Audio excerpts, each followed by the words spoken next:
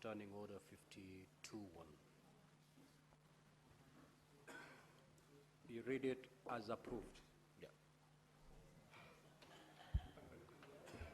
As approved indeed, Mr. Speaker, and I want to thank you for your courtesy, actually, because just like Senator Sifuna, Mr. Speaker, I was in the team that went to India to bring the remains of our departed leader and brother, Honorable Raila Amolo Odinga, and I wouldn't participate better if I didn't put myself on record to just mourn together with our nation, Mr. Speaker.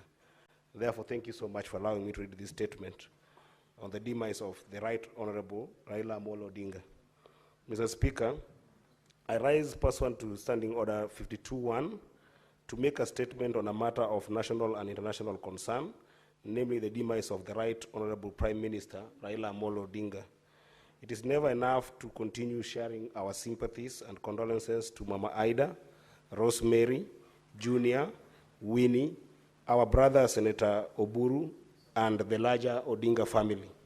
Mr. Speaker, sir, as we have been mourning as a nation since the passing of Honorable Raila Odinga on 15th October 2025 in India, the somber mood that still engulfs our country has seen accolades and praises accorded to him in equal measure. In the solemn cries and wails of our people, this father of the nation has made a huge contribution to the life of our country and for generations to come.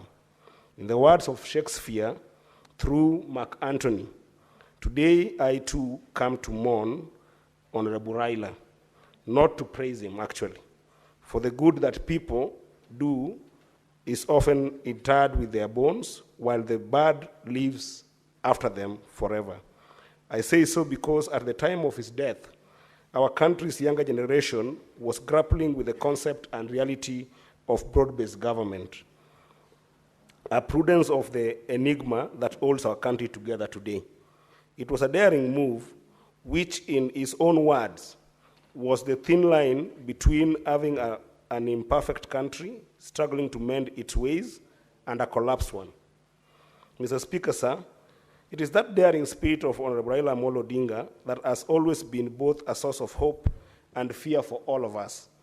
A source of hope because through him, our country could come together as one nation to have the hardest conversations despite our divisive differences, to shake hands despite our diversity, and sometimes to harness global respect as a united country. Yet a source of fear because up until his death, Mr. Speaker, he seemed to be the main glue that could hold us together, without which we could easily disintegrate into enclaves of ethnic interests, self-seeking demands by the political class, poor governance, and ultimately, the erosion of commitment to public service. But I wish, as the courage, Mr. Speaker, and the commitment to dare to be a nation that he has left stronger than he found it when he was born on that 7th day of January, 1945.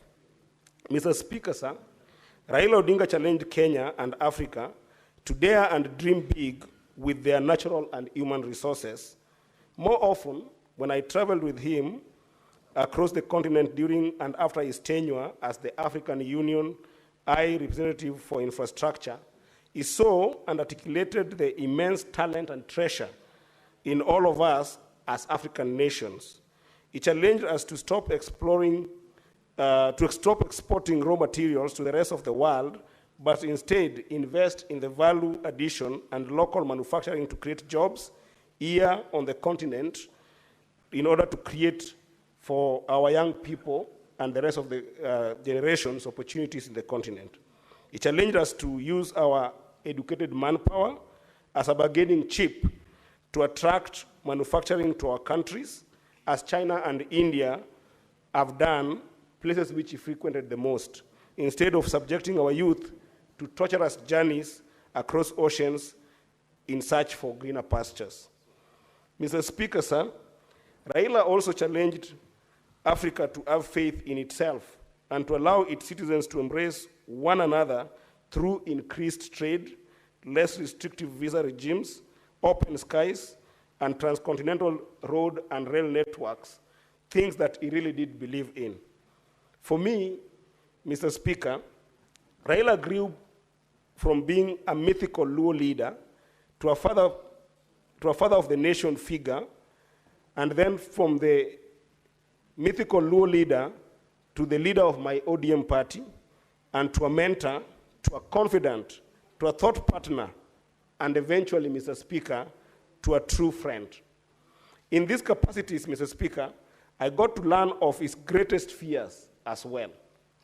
One of his greatest fears was that through all forms of discriminations, whether based on tribe, race, religion, or gender, it would be impossible to build a lasting nationhood and institutions of inclusive and shared prosperity in Kenya if we continue with those discriminations. This bothered him immensely in every decision that he made about our country. He saw such divisions as barriers to progress and the biggest threats to the democratic and equality gains made since independence. He particularly loathed tribalism, believing it was stopping Kenya and Africa and many African countries from taking off towards first world status that would rival the Asian tigers. On the global stage, Mr. Speaker, Raila was eloquent as a voice for the review of the global order from the United Nations to the global financial architecture and North-South relations. He felt strongly that the global governance infrastructure established after the Second World War was no longer sustainable and needed a thorough review. Mr. Speaker, sir, I can go on, but the fact remains that even through our conclusive cries in mourning him, are that his soul rests in peace. I doubt his spirit will ever rest in peace if we do not live up to some of these ideals that he lived for, Mr. Speaker. I doubt Raila's spirit will rest in peace if we do not strengthen devolution, for instance, by allocating adequate resources to devolve functions and ensure that governors use them prudently to improve the lives of our people, as he urged us on that day of May 22nd, 2025, when he visited this house. Mr. Speaker, I doubt his spirit will rest in peace if we do not realize the 10-point broad-based agenda, including compensation of victims of protest and expansion of economic opportunities for young people in government. Mr. Speaker, I doubt his spirit will rest in peace if, as a nation, we do not uphold democratic processes and institutions such as transparent and peaceful elections. Mr. Speaker, sir, just as Jesus Christ suffered and died for the salvation and good life of Christians, Honorable Raila Amolo Odinga went through the most dangerous street battles so that never again should the younger generation experience any kind of brutalities in the streets in the quest for justice and dignity for humanity. The continuous work towards a more just, globally competitive, equal, and equitable nations are the ultimate Raila ideals, whose achievement will ultimately rest his soul in peace. These are ideals which, in the words of Nelson Mandela, I hope to personally live for and achieve. And I hope we will also live for and achieve. But if need be, there are ideals for which I am prepared to die. And I hope you too are prepared to die. For now, may he rest in peace, Honorable Raila Amolo Odinga. I thank you, Mr. Speaker. Senator Faki.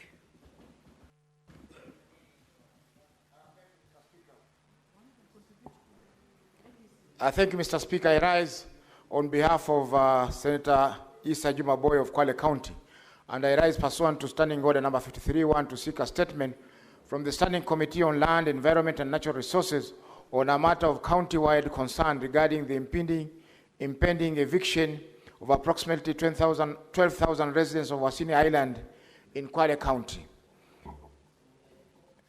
Following the decision of the National Commission NLC to restore the parcel of land originally registered as plot number W33/Wasini Island to the family of the late Sagaf Alawi. Mr. Speaker, sir, in the statement, The decision by NLC has triggered public demonstration by the affected residents, some of whom possess title deeds and have occupied the land for several decades. In the statement,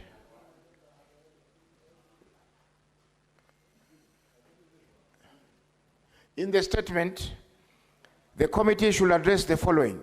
The total acreage of the parcel of land that was the subject of the petition to the National Land Commission, NLC, by members of the late Sagaf family.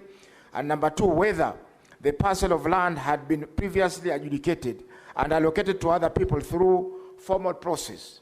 And if so, address whether the government will compensate the affected allottees who are facing eviction. Thank you, Mr. Speaker. Senator Issa Juma Boy, Kwale County.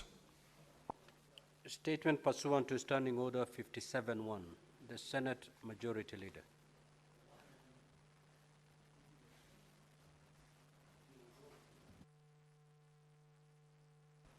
Thank you, Mr. Speaker. Mr. Speaker, you know these days social media is very vibrant and robust.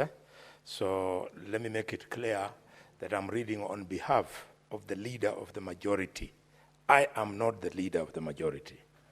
Mr. Speaker, sir, pursuant to Standing Order number 57-1, I hereby present the business for the week commencing Tuesday, 4th November 2025. As you already have observed in your communication on Tuesday, 28th October 2025, but 4 of the 4th session will indeed be a very short one. This calls for a certain degree of urgency to conclude business pending before the Senate. As honorable senators will note from today's order paper, there are several bills at various stages awaiting division, as well as motions awaiting the question to be put. I call upon all honorable senators to prioritize plenary sittings for the Senate to conclude these businesses. I also urge that we redouble our collective and individual effort in a bid to dispense with business before the Senate. In this respect, I take this opportunity to applaud the Standing Committee on Land, Environment and Natural Resources for processing and concluding 8 petitions, tabling reports, and filing motions thereon, 4 of which are in today's order paper for question putting. Mr. Speaker, turning to the business before the Senate, the status is as follows. 61 bills are pending conclusion, of which 44 are at second reading stage, while 15 are at the Committee of the Whole, and 2 are at first reading stage. 38 motions are pending conclusion, 19 petitions are pending conclusion, out of which 15 are due for reporting by respective standing committees, and 466 statements pursuant to Standing Order number 53-1 are being considered by respective standing committees. On Tuesday, 4th November, the Senate committee will meet to consider the business for the week. The tentative business for that day will include business not concluded from today's order paper, as well as business that will be indicated in the notice paper. The tentative business for morning sitting, Wednesday, 5th November 2025, will include the scheduled questions to Cabinet Secretaries as approved by the Senate Business Committee, as well as motions. The questions in consideration include the following. Question to Ministry of Agriculture, Livestock by Professor Ojienda. Question to Cabinet Secretary, Interior and National Administration by Senator James Morango. Question to Cabinet Secretary for Interior and National Administration by Dr. Khalwale. Question to the Cabinet Secretary for Interior and National Administration by Professor Tom Ojienda. Question to Cabinet Secretary for Interior and National Administration by Daniel Maanzo.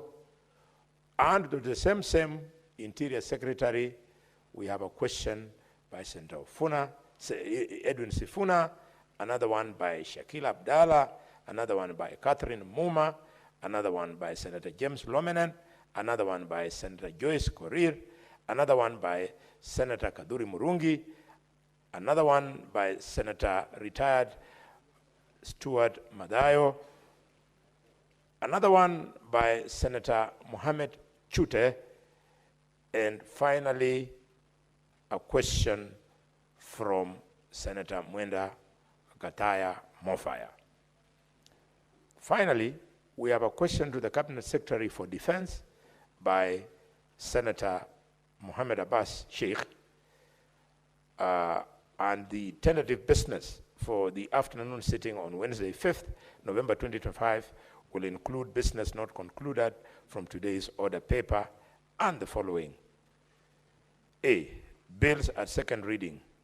The county wards bill, the county government's bill, the street naming and property addressing system bill, the county government's bill, the public finance management amendment bill, the culture bill, the public procurement and asset disposal amendment bill, the Kenya National Councils for Population and Development bill, the electronic equipment disposal, recycling and reuse bill, the energy amendment bill, and the health amendment bill.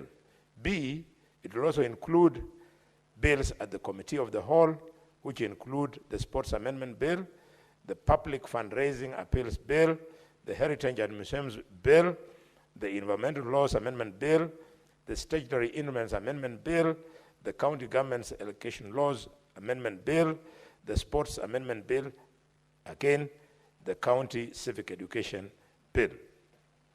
It will also include, Mr. Speaker, several motions, namely the installation of CCTV cameras in all police stations, cells, and police reporting desks, provision of integrated financial management information system reports for county governments to the Senate, mainstreaming gender perspectives in legislative and policy processes, establishment of a policy to regulate artificial intelligence and innovation in Kenya, and to delink junior secondary schools from primary schools.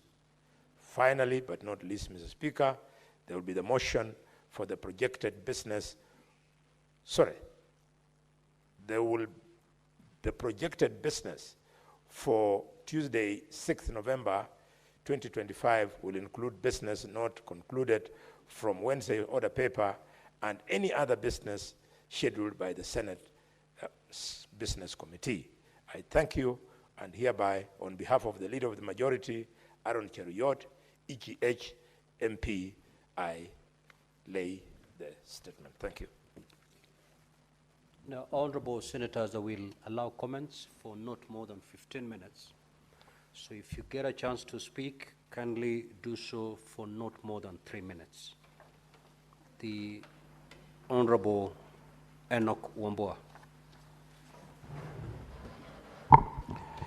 Thank you, Mr. Speaker. Mr. Speaker, I want to make a brief comment on the statement sought by Senator Okia Omtata on the privatization status of Webuye Pan paper.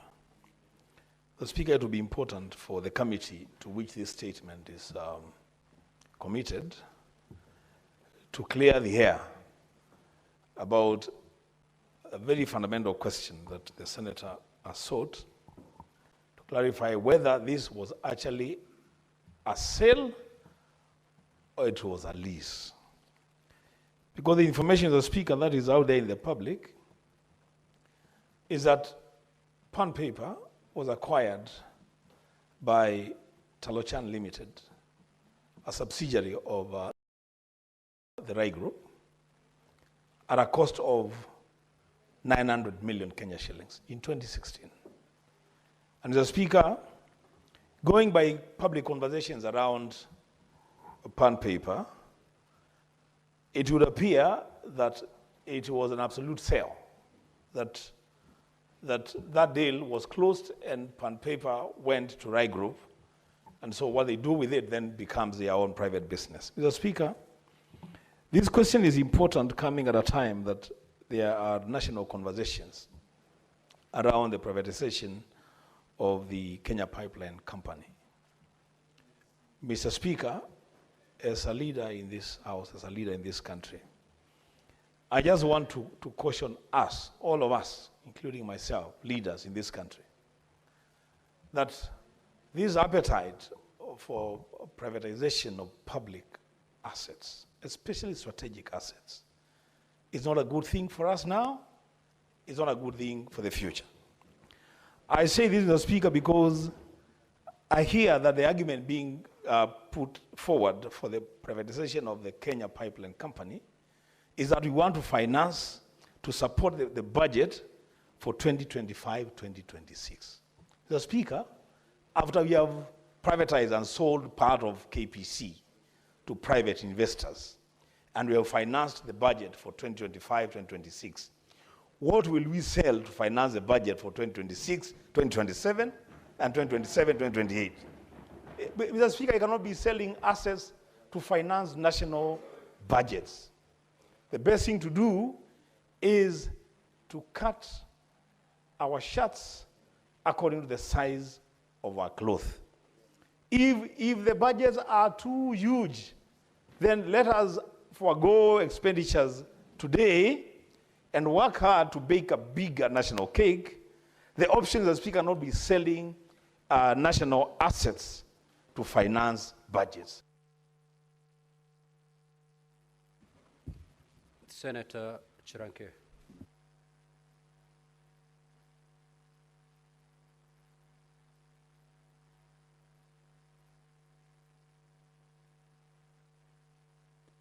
Mr. Speaker, can I get, thank you, Mr. Speaker. I don't know why the ODM guys are excited.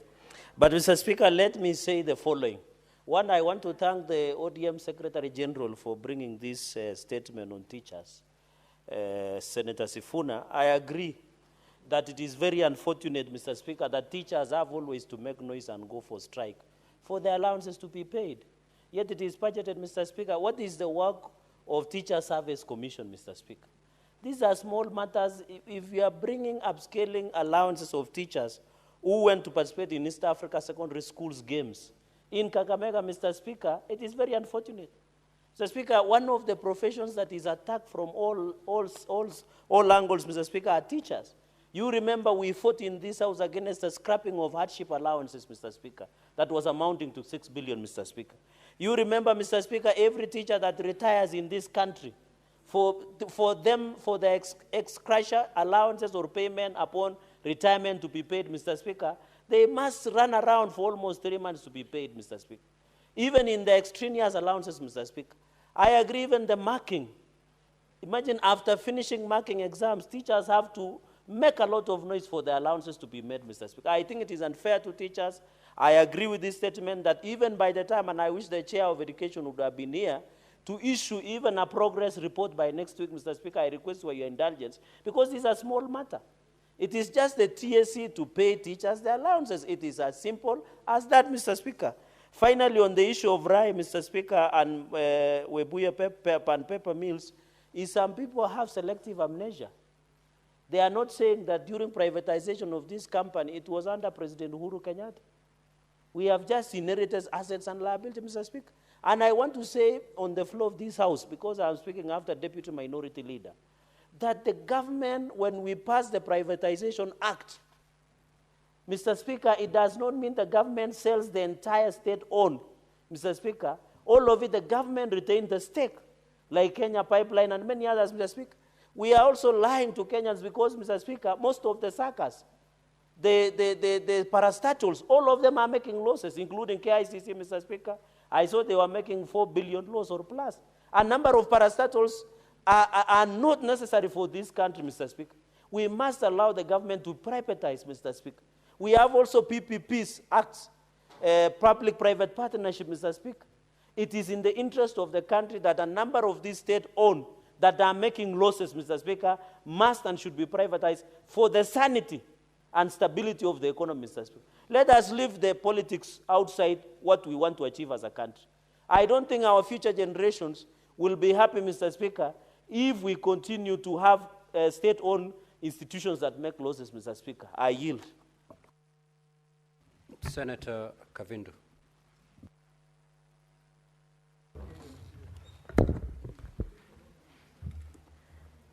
Thank you, Mr. Speaker, for allowing me to support this statement by Senator of Nairobi about teachers. Mr. Speaker, it has really been long for teachers. Every time they want an increment, every time they want any promise that has been made to them to be fulfilled, they have to go on demonstration. Mr. Speaker, it's a high time because everybody, including even the highest top seat in this country of a president to the least, they all pass through the teachers. And teachers are very important people to this country, and not only to this country, to the world. Because without teachers, then we cannot be able to do what we do best. Mr. Speaker, it's always good to do what the teachers want and give them what they want so that they can be able to work. Some of them are working under very difficult conditions, especially those who are working in hardship areas. And yet, even for hardship allowances, they have to demonstrate, they have to go on strike so that they can be given their hardship allowances. And even when they go on retire, Mr. Speaker, some of them end up dying even before getting their gratuity and all this. And it is important to mind about the teachers. Mr. Speaker, I also want to comment about the statement about privatization of companies and even private companies. Mr. Speaker, like in Machakos, I have an issue with a land issue where the chair or the chairman of the company, that is Matungulu Farmers Cooperative Society company, wants to make it a private company for himself. Mr. Speaker, and that company is owned by 114 people who are supposed to be members of that company. And he wants to privatize it with only 46 people whom he has given shares. Mr. Speaker, this is going to harm and hurt so many Kenyans. And so, Mr. Speaker, this one I don't support. Thank you, Mr. Speaker. Now, honorable senators, allow me to rearrange the sequence here of today's order paper. We will come back to comments after we have dealt with order number 10, 11, 12, and 13. Clerk, proceed to call those orders. Order number 10, motion, report of the Standing Committee on Land, Environment and Natural Resources on a petition to the Senate by Mr. Peter Kangwaru Nyaga regarding the plight of landless in Muthantara, Embu County. Resumption of debate interrupted on Wednesday, 29th October afternoon sitting. Question to be put.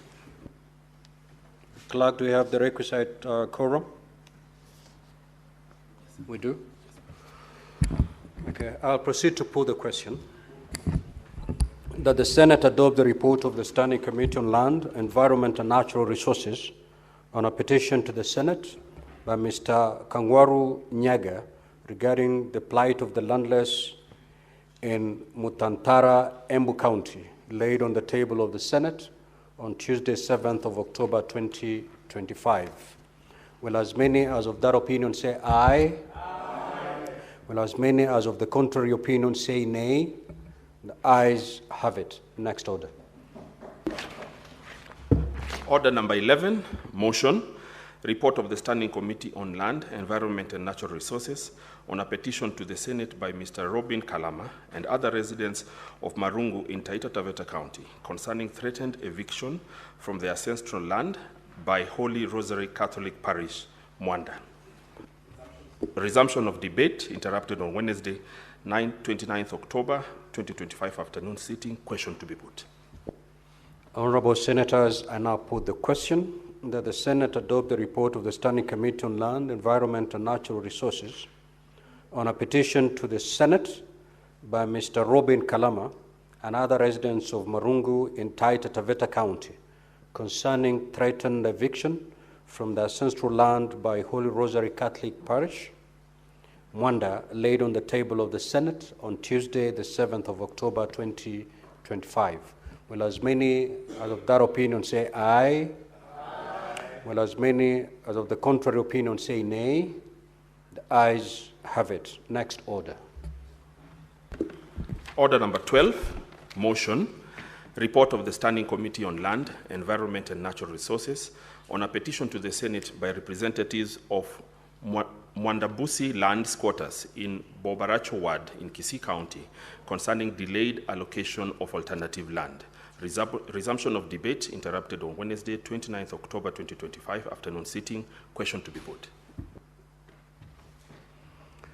Honorable Senators, I put the question that the Senate adopt the report of the Standing Committee on Land, Environment and Natural Resources on a petition to the Senate by representatives of Mwabundusi land squatters in Bobaracho Ward in Kisii County concerning delayed allocation of alternative land by way of resettlement or compensation for the ancestral land that was alienated by Government of Kenya for creation of the Kisii Agricultural Institute and Kisii Farmers Training Center laid on the table of the Senate on Tuesday, 7th of October 2025. Will as many as of that opinion say aye? Aye. Will as many as of the contrary opinion say nay? The ayes have it. Next order. Order number 13, motion, report of the Standing Committee on Land, Environment and Natural Resources on a petition to the Senate by Mr. Najib Shamsan and other petitioners concerning recognition of land ownership rights and redress of historical injustices in Mombasa County. Resumption of debate interrupted on Wednesday, 29th October 2025 afternoon sitting. Question to be put. Honorable Senators, I now put the question that the Senate adopt the report of the Standing Committee on Land, Environment and Natural Resources on a petition to the Senate by Mr. Najib Shamsan and others concerning recognition of land ownership rights and redress of historical injustices in Mombasa County, laid on the table of the Senate on Tuesday, the 7th of October 2025. Will as many as of that opinion say aye?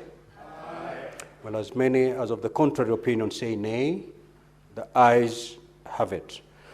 We will now resume comments on the statement sought. Senator A.C. Okenyuri. Thank you, Mr. Speaker, for this opportunity. I wish to weigh into Senator Sifuna's statement. Senator Sifuna's statement on the delayed payment, Mr. Speaker, paints a feeling of frustration and exploitation, Mr. Speaker. I have personally grown up in the house of a teacher, and the challenges I had then are the challenges we are experiencing right now. So, Mr. Speaker, I do not know, is the problem successive governments or we just don't need teachers? Mr. Speaker, worse still, right now lecturers are on strike. Students in campus who are to sit for the examinations are at home, and the fear is these students might not graduate, Mr. Speaker. So, Mr. Speaker, I would wish that the committee that is going to look into this weighty statement by Senator Sifuna also focuses on the basis of the current payment of allowances, especially for the teachers who are marking examinations. Because like now, even the ones who are supervising, who just finished supervising KPSEA examinations, someone is being paid 1,600 shillings for 4 days, and they have to travel from either Nyamarambe to Etago, that's in Kisii. The distance does not match whatever those teachers are being compensated, Mr. Speaker. Mr. Speaker, and lastly, we even have the teachers, the science teachers, who are supervising practicals, Mr. Speaker. They are not being compensated in any way, and they spend lots of their time trying to ensure that all the processes go very well, Mr. Speaker. Mr. Speaker, NEC continues to frustrate and punish teachers because even in where we have issues of allegations of cheating, NEC is issuing blanket condemnation of even innocent teachers who are then stopped from attending marking, Mr. Speaker, and I fail to understand how fair is this, Mr. Speaker. NEC needs to wake up and address the challenges of teachers so that we are not lamenting year in, out. Why would someone mark examinations of your child at home and have to wait for a very long time to get their dues? And whatever dues they are waiting for are peanuts, Mr. Speaker. So these are issues we really need the Committee of Education to look at and furnish this House with the real issues or solutions to some of the issues I've raised in supporting Senator Sifuna's statement. Thank you, Mr. Speaker. Senator Olekina. Thank you, Mr. Speaker. Mr. Speaker, I rise to make some brief comments on two statements. First, I'll begin with a statement by the distinguished senator from Busia County in regards to the issue of pan paper mill. Mr. Speaker, if my memory serves me right, the Webuye paper mill was sold in 2016 after being idle for 6 years, I think 9 years. It is brought to my desk. And was wallowing in debt, and it was sold to a private entity. The role of the government was simple: to facilitate the transaction because it was already with a receivership. So we wait for about 10 more years to be able to raise a question about it. Is that not really interfering with the private entity? In fact, the only role the government had there was only to facilitate, to create, to give licenses, and to create a good environment for business. So, Mr. Speaker, I don't know whether the distinguished senator was really advised on this statement, because then how are you going to ask a private entity who paid 900 million on what they have done with the investment? I mean, seriously, we have to be serious on certain questions. Mr. Speaker, the second statement that I want to comment on is an amazing statement by Senator Hamida. I want to request Senator Hamida on her statement on the issue of rapid test for sickle cell. I know for a fact that the authority to approve the use of rapid test equipment is with the Poison and Pharmacy Board, which is regulated under the Poisons and Pharmacy Boards Act. It is, yes, it is under the ministry, but it is the Poison and Pharmacy Board that approves, and the ministry only recommends the use of these things. So it will be important that when the Senate Committee on Health is investigating this matter, to be able to address directly the Poison and Pharmacy Board, because it's a semi-autonomous entity. You know, whether it's being disbanded or not, but the fact that it was established under, I think, if my memory serves me right, I think it is under the CAP. It's under the Pharmacy and Poisons Act, CAP 224. So if we are going to repeal that section of the law and then come up with a new, but as we speak right now, those are the only people who can be able to give us answers. So, Mr. Speaker, it is important. On the first statement, that we really, and I want to request the Secretariat to be giving us, to be assisting us, understand the importance of the feedback that we get back from the committees. A private entity should be allowed to just do the work privately. Thank you, Mr. Speaker. Senator Kenyu. Asante Bwana Spika kwa kunipa fursa hii. Nataka kuchangia kwa taarifa ambayo imeletwa na Senator wa Nairobi Sifuna na kusema kwamba Bwana Spika, walimu wanafanya kazi ambayo ni ya muhimu sana katika jamii. Na ikiwa hawatalipwa marupurupu yao baada ya kufanya zile kazi zao, Bwana Spika, wanakuwa kivunjwa moyo. Kwa hivyo utawapata wakifanya zile kazi wakiwa wana utepetevu kwa sababu tayari malipo yao hawayapati.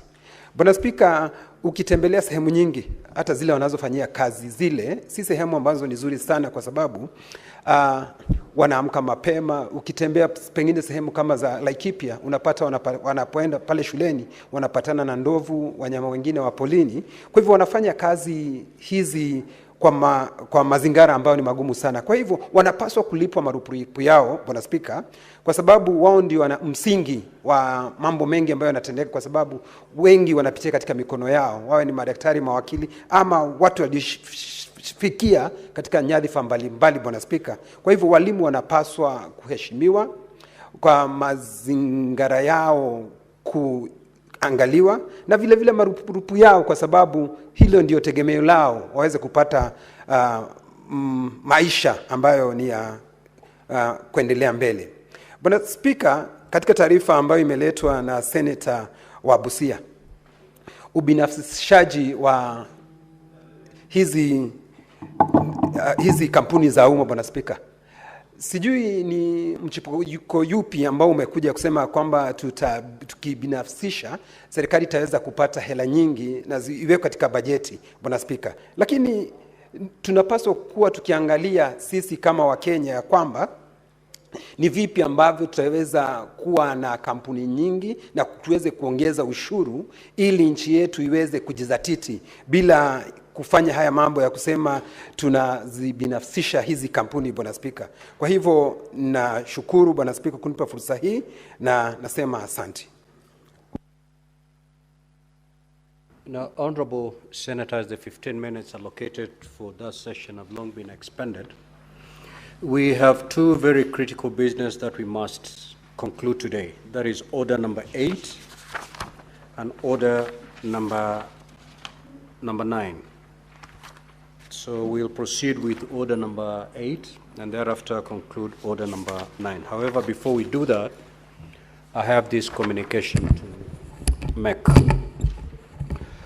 I would like to acknowledge the presence in the Speaker's Gallery this afternoon of a visiting delegation of young leaders from the Youth Senate Kenya, YSK. The delegation is in the Senate on a courtesy call to Senator Esther Okenyuri, MP. Honorable Senators, the Youth Senate Kenya is an independent, non-partisan development and advocacy youth-serving organization working towards a just, equitable, and progressive society where young people fully enjoy their economic, social, and political rights and opportunities. Founded in 2014, specifically to spearhead a youth-led development model in Kenya, with a mandate to enrich a democratic dialogue and ensure youth engagement in national and regional affairs. Currently, the organization is working on a youth leadership program across the 47 counties with the support of the county youth senators with the aim to promote value-driven leadership for democratic governance. The organization has also formed both a national and regional network of youth action partners working towards advancing a youth-led approach in development. I request each member of the delegation to stand when called out so that you may be acknowledged in the Senate tradition. Ms. Jacqueline Kibet, Youth Senator from West Pokot County. Mr. Bernard Odhiambo, Youth Senator from Migori County. Ms. Winnie Ongere, Youth Senator from Homa Bay County. Mr. Elijah Tipango, Youth Senator from Kajiado County. Ms. Eda Chebet, Youth Senator from Elgeyo Marakwet County. Ms. Diamond Dakana, Youth Senator from Garissa County. And Mr. Bill Kaunda, Youth Senator from Kisumu County. Honorable Senators, in our usual tradition of receiving and welcoming guests to Parliament, I extend a warm welcome to the delegation, and on behalf of the Senate, on behalf wish them a fruitful visit. I will request Senator Essie Okenyuri under 1 minute to extend a word of welcome. Thank you, Mr. Speaker. I wish to welcome the youth senators. Before coming to the Senate, I equally had an opportunity to serve as a youth senator, and we were among the founding members along Honorable Gideon Keter. So youth senators, you're welcome here. This is a platform to learn from, and you can easily transit to national politics, or if you're not getting into politics, shape policy that is offering solutions to the challenges this country is facing. So you're very welcome. Take back the regards of senators back to your home counties, and we look forward to interact and get more people to the movement so that we have transformative leadership, which we all yearn for. Thank you. Next order, clerk.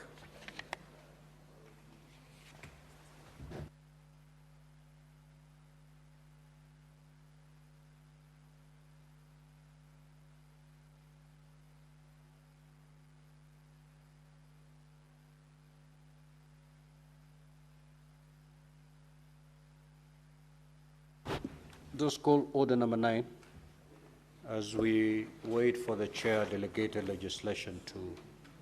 Order number 9, motion, consideration of the National Assembly amendments to the County Government's Additional Allocations number 2 bill, Senate Bills number 8 of 2025. The Chairperson Standing Committee on Finance and Budget.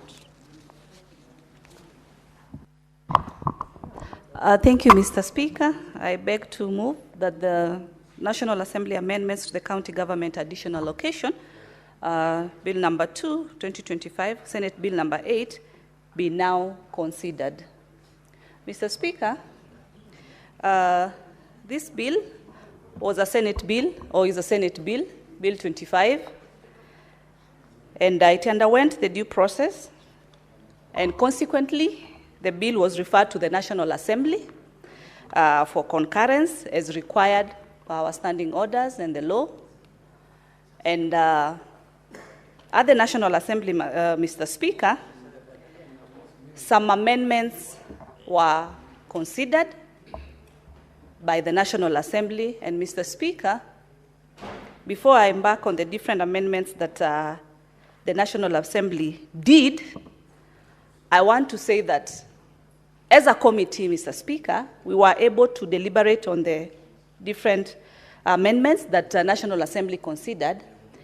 And for the sake of the counties, for the sake of service delivery to our people in the 47 counties, Mr. Speaker, as a committee, we agreed and decided to consider the amendments that had been proposed by the National Assembly. And today, as I move this motion, I'll be requesting colleague senators to okay or to vote yes, so that we can close on this matter this particular financial year, and the next financial year, Mr. Speaker, any deficits, any deficiencies that have been incurred will be dealt with, Mr. Speaker.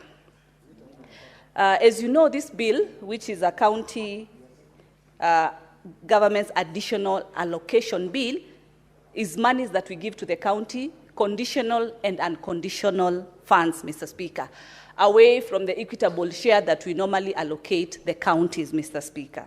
So in this regard, Mr. Speaker, as Senate, we had approved a total of 93.53 billion conditional and unconditional funds to the counties for this financial year, 25-26, Mr. Speaker.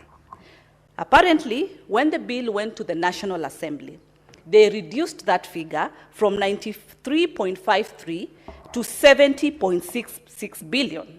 And these were the following amendments. First of all, Mr. Speaker, is the issue of the construction of headquarters for the 5 counties, a journey that we have embarked on as a Committee of Finance.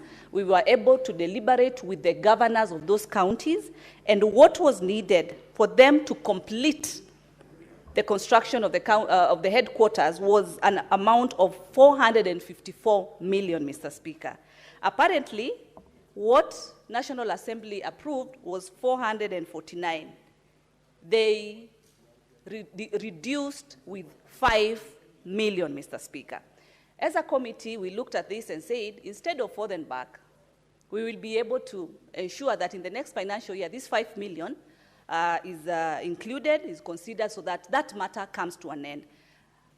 our focus as a committee, when we brought in the different stakeholders, Public Works, the Ministry of Finance, the 5 governors and their senators on this issue, the whole essence was to try and ensure that they get their money, that was that allocation had been done, and there had been consistent delays in each and every financial year, so that we close on this issue of the headquarters. Secondly, Mr. Speaker, was on the issue that we've really had forth and back with the National Assembly, the issue of RMLF, Mr. Speaker, amounting to 23.64 billion, Mr. Speaker. Apparently, the reason we agreed to this is simply because this matter is live in court. It's an ongoing court case, and as both houses, as per our standing orders direct, we felt that since it's a matter that is ongoing, we let the due process of the court take its course, let the conclusion be. And this money is because they are just held, you know. Of course, this money should be given to the counties for the counties to continue doing the road improvements and the road projects that our people do need. But since this money is just still held, we felt that let it not be the issue that makes us have forth and back as far as this bill, Mr. Speaker. Thirdly, Mr. Speaker, was on the issue of KIPES, Mr. Speaker, that we realized that some counties had started very well with the issue of KIPES. And National Assembly, in their proposals, proposed that those counties that the projects had really moved to a greater percentage, close to above 50%, let them be given that the balances of their money, instead of allocating those funds to new counties for them to restart again. Let the counties that have really done massive implementation of the project, let them do to completion, so that that actualization and value for money can be felt, Mr. Speaker.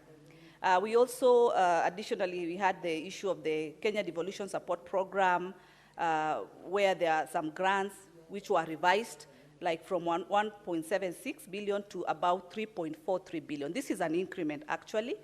And then at the same time, we had the Kenya Informal Settlement Improvement Project, whose allocation was, through World Bank, was about 800 million, which was now improved to the allocation was about 800, no, it was about 1 billion, sorry, and this improvement was up to 2.5 billion. There was an increment, Mr. Speaker. So as a committee, Mr. Speaker, we did consider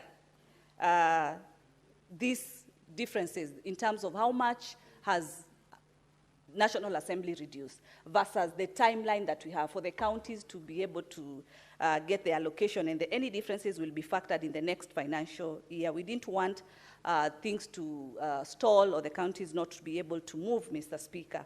The other issue, Mr. Speaker, as I conclude, was on the, as I've said earlier, was on the issue of the total reduction, which is about 23 billion that has been full. But if members were keen, you realize this amount is highly from RMLF. The 23 billion is the bigger chunk of the total of 93. The 23 is from RMLF. And since the matter is live in court, we felt that the amount that they have reduced is, you know, is minimal. For us to be able to consider this particular amendment as a house, so that we can be able to come to closure of this particular amendment for this particular financial year. And I would request kindly members, because we want to dispense with this issue, Mr. Speaker, I would really request colleagues, I know this is a matter that touches each and every county, and I know today is normally a Thursday. I would really request that we be in the house so that we can be able to dispense with this motion. And I would request my brother, my young brother, my colleague, Senator Eddie, whom we sit in the same committee, to be able to second. And let me use this opportunity still, Mr. Speaker, to offer my sincere, deep-hearted condolences, myself and my dear family, on the demise of our great leader, Honorable Raila Amolo Odinga, because I know when we met today with Eddie and I had not seen him, I still extended the same. I would wish, when I'm calling him to second, I wish also to sincerely extend the same, and the entire fraternity of the ODM party. Welcome, Senator Eddie.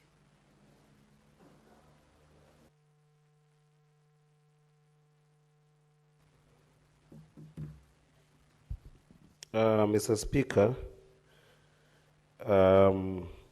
it's my pleasure again to stand here again to second this motion on the amendments that have come from the National Assembly with regards to the county government's additional allocation, the bill number 2 of 2025 and Senate bills number 8 of 2025.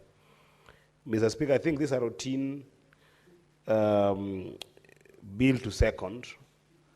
And I needed to emphasize, Mr. Speaker, that continuous conversation around county government's additional allocations has become prohibitive to development in counties, Mr. Speaker.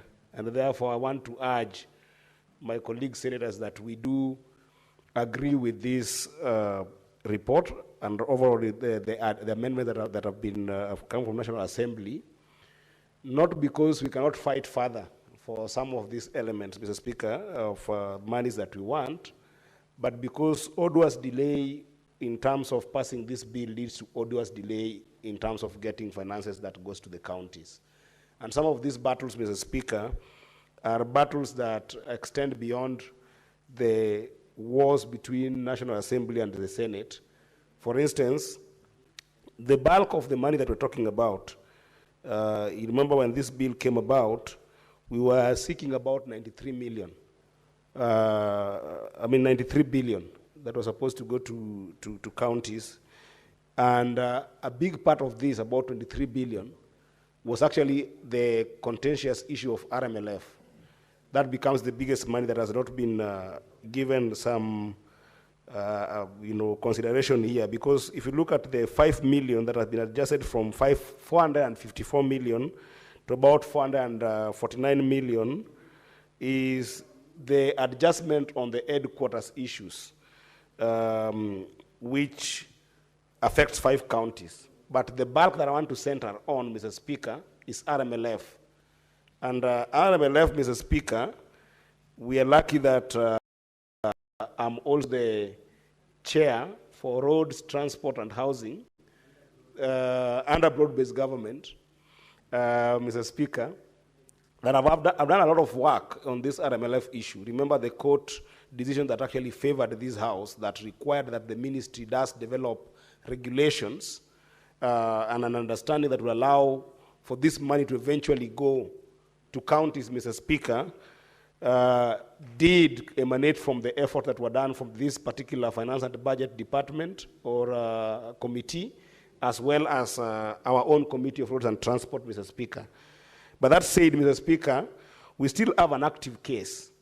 The civil appeal number E427 of 2025, which involved the National Assembly and Isa Elanyi Chamao and 14 others, Mr. Speaker. Now, this is the case that is actually forming a dark cloud over this 23 billion that encompasses RMLF. I would advise the House that when it comes to matter spending in court, if we do not pass this and keep on fighting on the issue of RMLF, then it means that the 70 billion that already has been approved for counties, we are in concurrence with the National Assembly on the 70 billion, will equally delay if we do not pass this bill. So I want to urge the House that we do pass the bill as is and allow for the 70 billion to go. And Mr. Speaker, that I want to say categorically is not indicative of any lack of effort or any sense of giving up on the RMLF fight. We are still going to fight it. Let the court decision take the due process.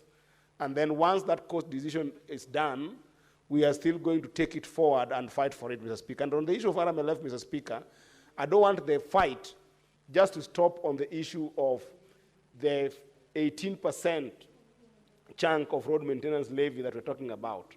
Mr. Speaker, you remember I've been vocal this entire year on the issue of the secularization of the road bond, where we have seen that 179 billion has been securitized by the Ministry of Roads to make sure that those roads that are supposed to go on and contractors to go on with those roads, to make sure that that money is raised and help pay the contractors that are doing the roads that have been pending for the last 1 year. My concern has been, Mr. Speaker, that if we have got a roads bond that is going to pay contractors at national level, including actually those who gave way leaves for those roads, Mr. Speaker, it will be unfair to talk about RMLF only in the context of roads that have been, of the money that have been used to maintain roads, and not to look at also the 7 shillings that has been put into the road bond. I think that going with the court decision that we had, Mr. Speaker, even the road bond, we must be able to make sure that goes to the roads that are being done by counties and pay those contractors, Mr. Speaker. This is the question I wanted to make so that somebody doesn't say that we have given up on the 23 billion roads levy. It's just an issue of the court that we must work on. But that said, Mr. Speaker, I want to finish by saying, Mr. Speaker, that unlocking some of these monies, or rather adjusting on the monies by World Bank on Kenya Devolution Support Program, as well as on Kenya Informal Settlement Improvement Project, Mr. Speaker, is a critical one, and it's an area that we have been staggering as a House in terms of oversight and accountability. Even as we align them, both on level 1 and level 2, I want to urge the House that the next critical responsibility is to ensure that we put a framework to ensure that we can be able to oversight those monies as well when they go to the counties. I don't want to belabor, Mr. Speaker, because I know that we want to see whether members can be able to contribute as well as being able to vote on this today. And I hope that the majority whip, who I'm not seeing in the House, and also the leadership from my side, I'm happy that the Senator of Nairobi is here, the deputy minority whip, can be able to get us members to be able to vote on these bills so that we can send this 70 billion back home and do our duty. But most importantly, Mr. Speaker, as we do this, I urge counties, especially those that are bordering Tanzania, to make sure that there is security in our borders, Mr. Speaker. Because what is happening in Tanzania, Mr. Speaker, is completely ridiculous. Where we have seen the Jiranis who used to laugh at us and talk negatively about our country and saying that our children are bad-mannered. Now they have moved from Suluhu to Tatizo that we are seeing in Tanzania, Mr. Speaker. Relevance. So, Senator Eddy. I'm just urging our if you've concluded, kindly take your seat. I'm concluding by saying that the counties like Migori, where I come from, just be vigilant, even as we send you money, so that these monies can work in a peaceful environment and not be affected by what's happening in Tanzania. I thank you, Mr. Speaker, and I second. Senator Richard Onyonka. Mr. Speaker, I would like... Senator, before you take to the floor, allow me first to propose the question. That the National Assembly amendments to the county government's additional allocations, number 2, Senate bills, number 8 of 2025 be now considered. Now the floor is open.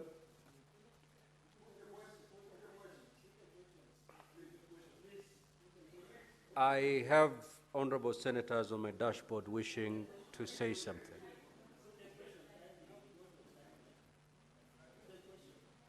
Senator Richard Onyonka. Thank you, Mr. Speaker. I would like to also just make a few remarks about this discussion that we are having in the House. Mr. Speaker, it's very interesting. If you look at the US right now, actually the government is having shutdown because of the events which are nearly exact what is happening here in terms of whether the National Assembly should agree with the Senate on the shareable revenue.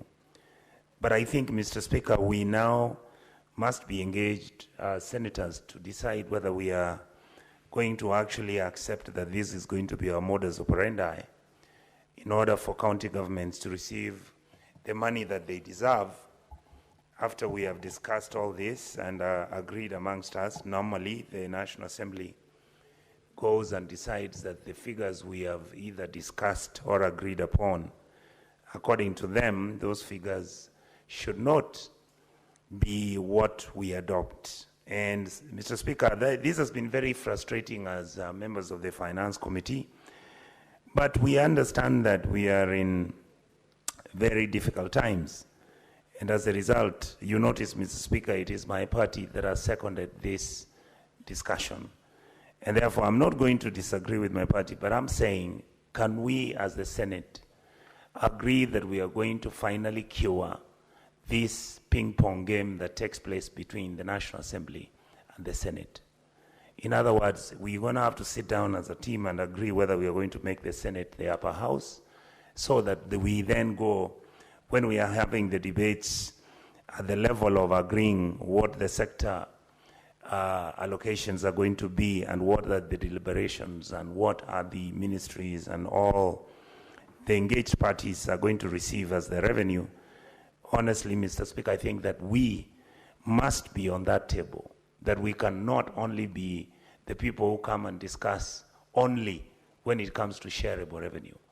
I think we should sit from inception, sit and discuss all the revenues collected, look at what the donor funding is all about, and finally agree that we are going to do this.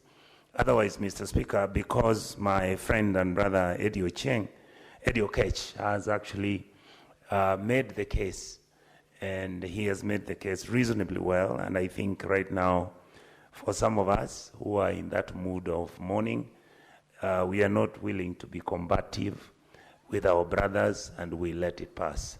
Mr. Speaker, I support. Senator for Nairobi City County.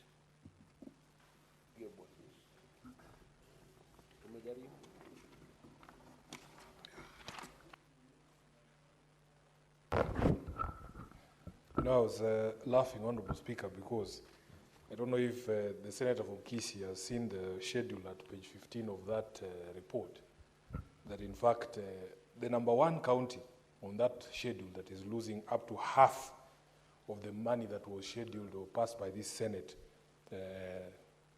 is Kisii County. That if you look at the money that was passed by the Senate was 250 million. The National Assembly has slashed it to 127 million.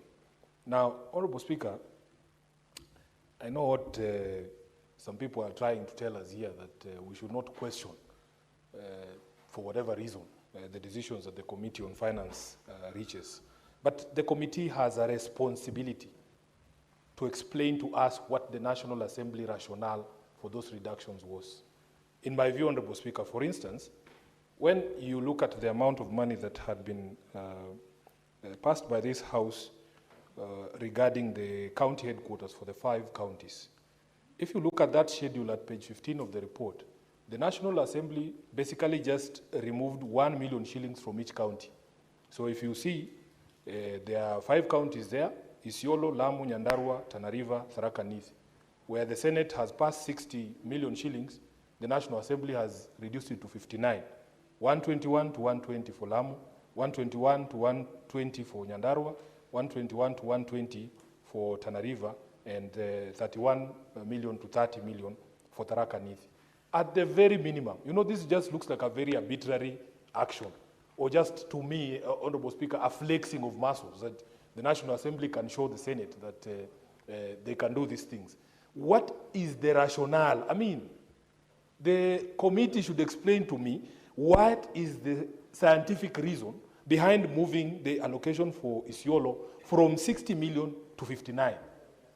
What is the rationale? That is a conversation we want to have, because for us, Honorable Speaker, who believe in devolution, we see a situation where the National Assembly, most of the times, is blackmailing governors and county governments into accepting things. You have heard the language that has been used here by some of my colleagues who are members of the Finance Committee, that let us just do this so that the money is released so that counties don't suffer.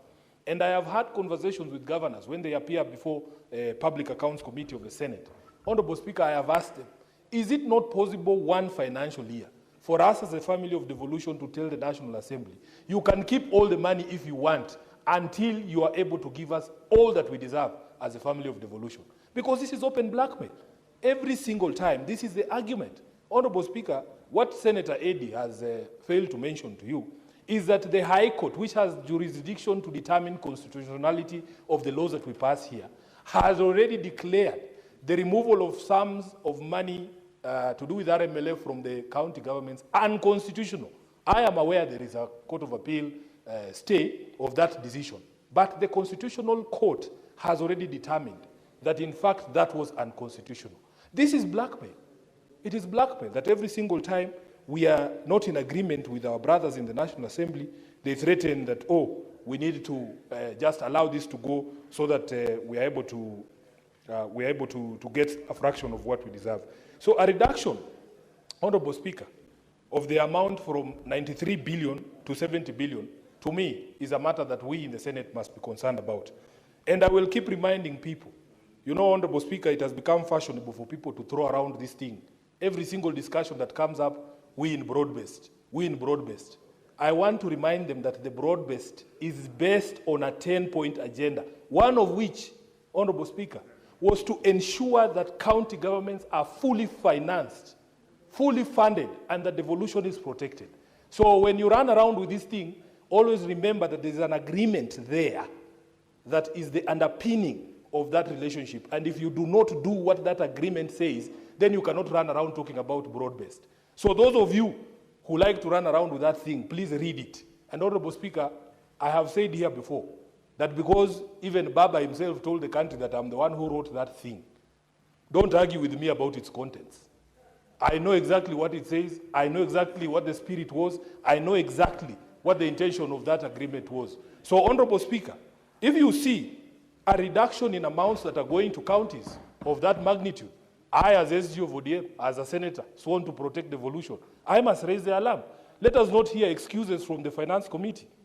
Let us not hear excuses for the Finance Committee. Which financial year will this Senate ever put its foot down and say, you give us all or nothing? Let the county governments shut down the way that he has said here, because they're always blackmailing us with a shutdown of county governments. One of these financial years, we should put our foot down and say, give us what we deserve or stay with all of it, if you don't want devolution to work. So, Honorable Speaker, for me, the committee must put its foot down and get explanations from the National Assembly as to why these decisions were made. And when Eddy raises that point of order, I have no problem. Let him give us an explanation of the 1 million shilling reduction in each county of these 5 counties that was allocated for construction of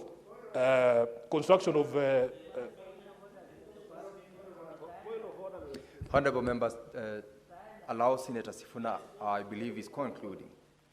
Let's allow to have him conclude. Senator Sifuna. Honorable Speaker. I'm giving you the floor to conclude. The what? I'm giving you to continue. Thank you. Conclude on the floor. Thank you, Honorable Speaker. It is incumbent upon members of the Finance Committee, when you're moving your report, to explain things. We are not members of that committee. If you did not ask these questions, we have a right to ask these questions, Honorable Speaker. I have only asked for the rationale, because to me it appears just an arbitrary plugging of figures from the air like this. So if there is a member of that committee that can explain to us why the National Assembly reduced 1 million from Isiolo, I'm ready and willing to hear that explanation. But the move of the report never said anything. The seconder never said anything. The reductions in the county aggregation and industrial parks allocations, Honorable Speaker, Kisii County, by half. So at the end of the day, we are not, and you can hear some of my colleagues here shouting that you put the question, because they don't want to interrogate these matters. They don't want to interrogate them. So, Honorable Speaker, for me, as a person who's sworn to defend devolution, these questions we will ask them year in, year out. And I want the Senate and its committees to show a bit more spine and not capitulate at the hands of the National Assembly, because we will be blackmailed and told, oh, counties will suffer, salaries will not be paid. I had the opportunity, Honorable Speaker, of visiting one of these industrial parks that is being done by Kiambu County in Githunguri, and they are waiting for this money to be able to process. In fact, when we were there, the issue was that the county was unable to match those funds. And it is part of the discussion about devolution and protection of devolution, Honorable Speaker, when national government comes up with these programs without knowing or without consulting the county governments to know where the resources for these projects are going to come from. Kiambu has been unable to match. We had the governor of Makueni before our committee on public accounts, and he told us, Honorable Speaker, that for Makueni, the feedback that they gave to the national government is that their priority was not those county industrial and aggregation parks. But because someone has sat in Nairobi and decided that these things must be built, despite what you're saying, from what the ground is saying is their priority, they are going to build them whether you like it or not. Honorable government overreach of devolved functions. So therefore, Speaker, Senator Eddy, what's your point of order?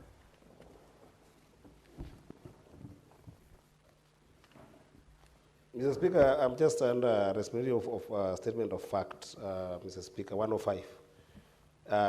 And also, perhaps it borders 101, Mr. Speaker, on the statements that my good friend Senator Sifuna has talked about in terms of insinuation that perhaps we're just using the word broad-based to protect a conversation around this bill.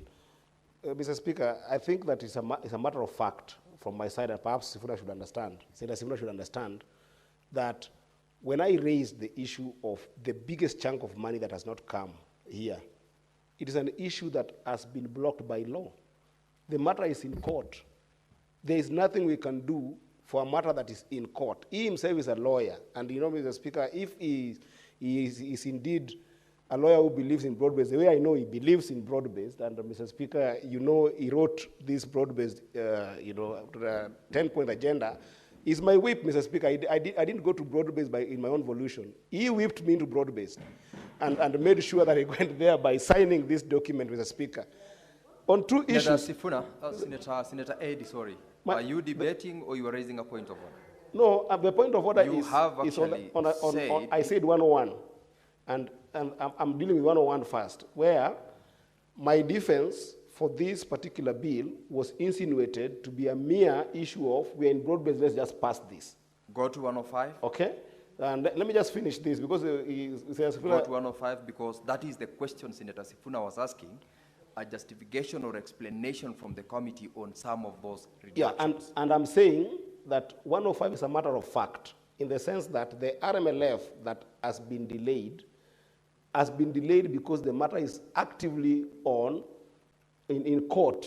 It's not because of a broad-based issue, it's in court. In fact, he, as a lawyer, should actually perhaps join the devolution family to go to court on behalf of those things that are being delayed by court, including compensation. Senator Eddy, you've made your point. Take your seat. Senator Sifuna, part of the point of order, which I rule it's not a point of order, Senator Eddy, is an explanation as to the question you asked from the committee, that they ought to have given an explanation as to why part of that money has not been released. And you've got from the member that indeed there is a matter in court, and I believe that suffices to some extent as an explanation, which of course does not necessarily answer conclusively the concerns you've raised, which are entitled to you as a member of this House to raise in debating the report. Speaker, I have dedicated my life to teaching these broad-based people. First of all, the stay in the Court of Appeal did not stop Parliament from legislating.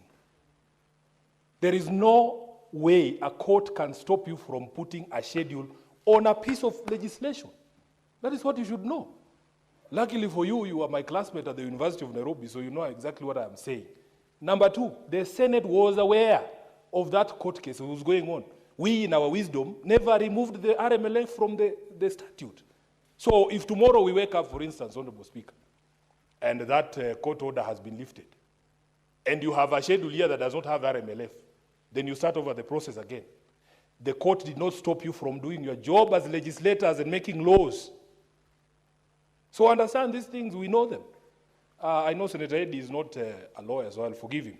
But what you need to do, Senator, as a member of this Finance Committee, please take time to explain to us. If I come here with a report of the County Public Accounts Committee, Honorable Speaker, or indeed the Energy Committee where I sit, I have a responsibility because I'm the one who interacted with those decisions and discussions to explain. All I asked, Speaker, is give us a rationale because these counties are not the same. Isiolo, Lamu, Nyandarua, Tana River, Tharaka Nithi, they are not the same. So how come when the National Assembly is reducing the money, it reduces across the board the same amount? What is the rationale? Because if you look at the initial allocation, Isiolo had been given only 60 million, right? Lamu has 121, which is almost double that. So even if there is a reduction, you would expect that it would be proportionate. Nobody has bothered to explain to us. They are just shouting here that you put the question, Honorable Chair. You have a responsibility to explain. You have a responsibility to explain. No, I have heard enough from laymen. Now let you listen to the lawyers now. I don't want your information. Speaker,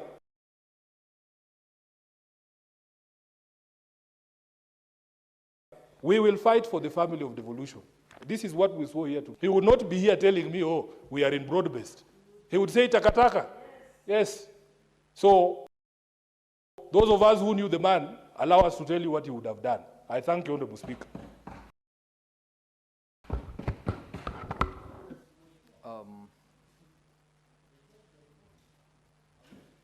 Senator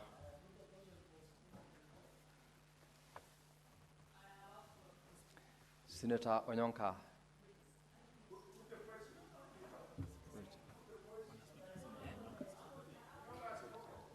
Order, Senator Onyonka. I have notified here that you already spoke to this motion. Take your seat. Take your seat. I was giving you the platform to debate on the motion.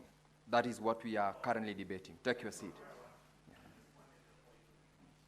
Take your seat, Senator Onyonka.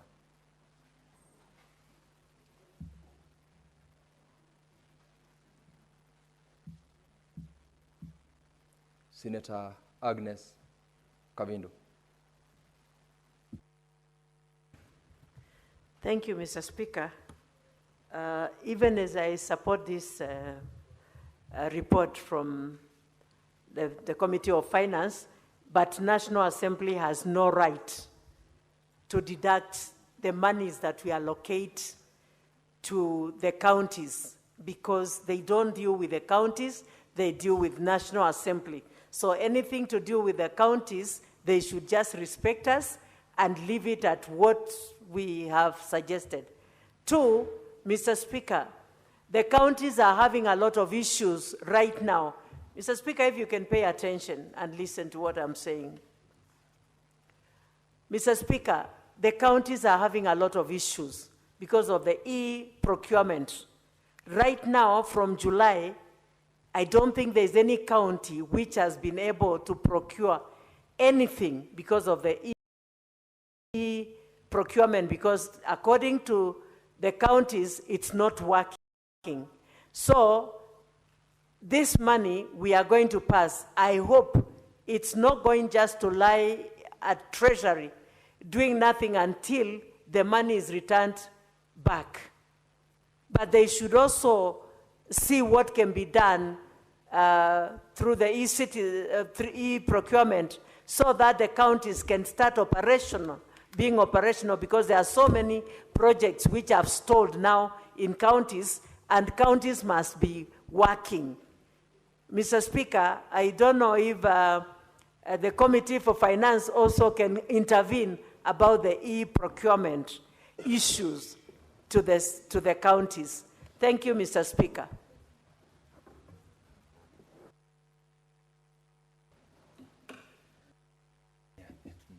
Senator Boni Halwale, did you queue to speak to this motion, or you wanted to speak earlier on to the statements? We have a problem with the system, so I'm sorry, that was when I was asking for point of order. I'm good. Okay, thank you. Now that Senator Faki. Okay, then.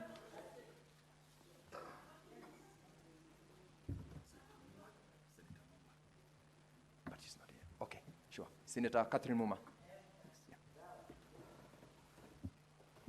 Thank you, Speaker.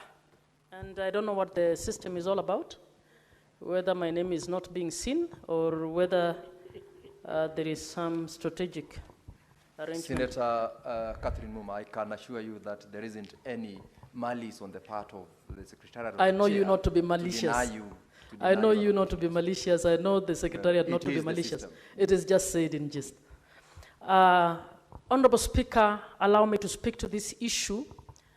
I rise to support the passing of this bill, but I want to associate myself with the sentiments made by Senator Onyonka and Senator Sifuna in terms of how Parliament is taking its responsibilities on this matter.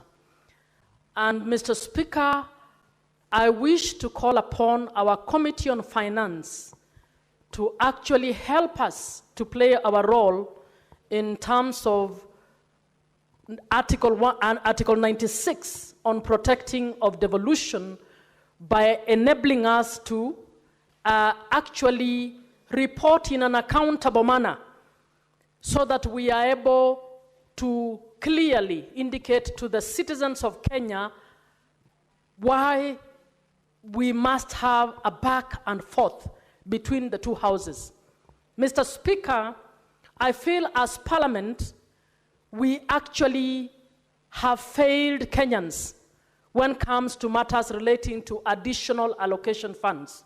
Mr. Speaker, additional allocation funds are funds that are deployed towards the government of the day's projects largely. These are funds that are negotiated with development partners to deliver on certain development projects that have been prior discussed with development partners to take place in counties on county functions.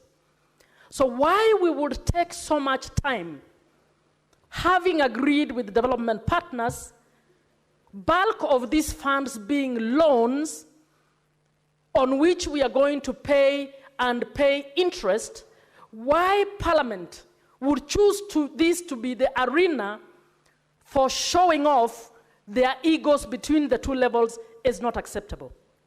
And even as I say so, I served in the mediation committee on this bill, and the level of arrogance shown in terms of trying to discuss this issue, particularly by then chair of the mediation, chair of budget in National Assembly, then Ndindi Nyoro, now speaking as if he's a saint.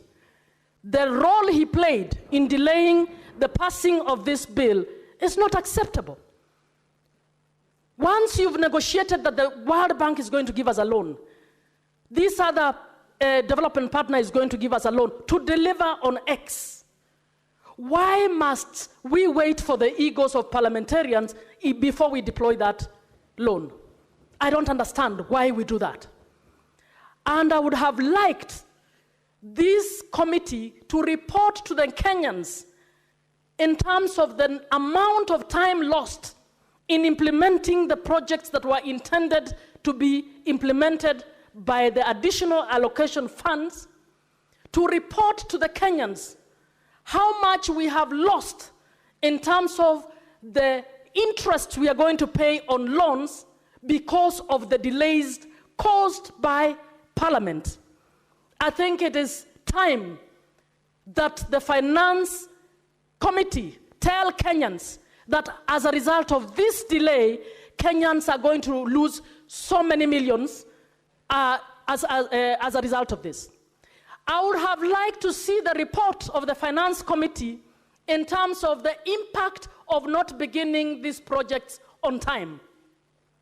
I would have liked to know from this committee whether in fact some of those projects will be begun given the time of the delay with this issue. Honorable Speaker, the KIPES is about national government project. It is the Kenya Kwanza which came up with the idea of giving 250 million to be matched by county governments in order to start the economic zones. Why do we have a reduction on this money? We would want the government to go back to the people and say, the idea we had around establishing the economic zones cannot be fully implemented because of this. So we are reducing it as a result of this. Are we going to continue telling Kenyans that this project is going on when in actual fact we have removed the money that will actually deliver on this issue? We need the committee to actually be speaking to these issues, so that those who tell the people on the podium that we are going to deliver X, but come in Parliament and claw back on those amounts, should be able to be called out to the public, so that the public knows the promise that was made here is unlikely to happen, because there is a pull and push between members of Parliament who think this should happen in this manner. Honorable Speaker, RMLF is actually before the courts, so I understand the fact that it has been held. But why the hell reduce the 5 million on the building of headquarters? I would want to understand. I would want some explanation, those of you in that committee. We are calling it only 5 million, but I would want to know, and I'm quoting Senator Muma, the mover of this. do you want to be informed by Senator Eddy? I refuse to be informed, because I'm just quoting the mover of the bill, who actually tried to persuade us to say it is only 5 million that has been reduced, therefore we should just pass this. I am supporting the passing, but I want to understand, why is the 5 million an only? By the way, in 2013, it is the national government that itself offered to build headquarters in the counties that are concerned. Why has it taken 13 years for the national government to deliver on its promise to build headquarters for the counties? What? It is just part of the tactics of the national government to claw back and to frustrate devolution. Our job is to defend devolution. And I would want to ask the committee, please don't reduce us to the rubber stamp of the National Assembly. We need to tell Kenyans the cost analysis and what it costs and the impact that this nonsense is causing to this country. What's your point of order, Senator Eddy? My point of order, Mr. Speaker, is just on 101, in terms of just imputing improper motive. I think that this committee, and I want to wish my colleagues the courage, like Senator Muma is a very good legislator, Senator Sifuna also he is a very good legislator. As a committee, when we receive these issues from the National Assembly, we do not participate in appropriation, Mr. Speaker. We actually receive this report, assess them as they are. We cannot do appropriation. So if you impute improper motive in the entire committee, that it's like we're doing appropriation, is wrong. For instance, the question that has been asked here severally, Mr. Speaker, on why was the 5 million reduced? In the appropriation committee of the National Assembly, Mr. Speaker, because they wanted to be informed, but they don't want us also to tell them. What is happening is that Public Works, Mr. Speaker, has got a responsibility constitutionally to be able to supervise what these headquarters are doing. In the appropriation bill that was brought, Mr. Speaker, I wish they read them, together with Senator Sifuna, that 5 million was put as administrative cost in looking at that particular implementation. Yes, that's where the 5 million went to. It was not taken out by us. Senator Eddy, we don't, just a minute, just a minute. You've made your point, I'll give direction. Take your seat. Just a minute, Mr. Speaker. Senator Eddy, take your seat. I just want to urge Senator Muma and all our... Senator Eddy, take your seat. That point is already made. Senator Muma, I direct that you confine yourself to contents that does not necessarily impute any improper motive on the part of the members of this committee. Senator, thank you, Speaker. I'm well guided. And I would want to repeat that I never imputed an improper motive on the committee. I have asked the committee. You did when you said that the kind of nonsense they give you is to rubber stamp. The kind of nonsense Refrain Parliament. from going that Please get direction, me. Senator Please Muma. get me. It was not the kind of nonsense of the committee. It was the kind of nonsense Parliament is subjecting this country to. And we are all parliamentarians, and I would want to... Order, Senator Tabita. Order, Senator Mudama. Order, Senator Mudama. Chair, I withdraw to the extent, but the people of Kenya must know that we are playing around with their money, abusing our offices as members of parliament to actually undermine the very job that we are given to do. My point to the committee is that let us be more accountable in terms of information. Give us, now that you knew because it's administration, I guess administration is not important in the headquarters. So why was it there in the first place? Why was it there in the first place if it is not important?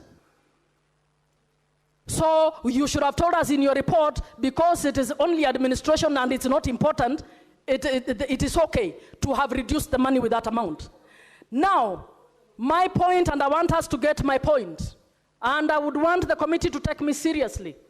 In future, can we tell the Kenyans how much we have costed them by these shenanigans? Yes, I want Kenyans to know how many, I would want you to tell us how much time we have wasted, because it must be National Assembly or Senate that wins in this game.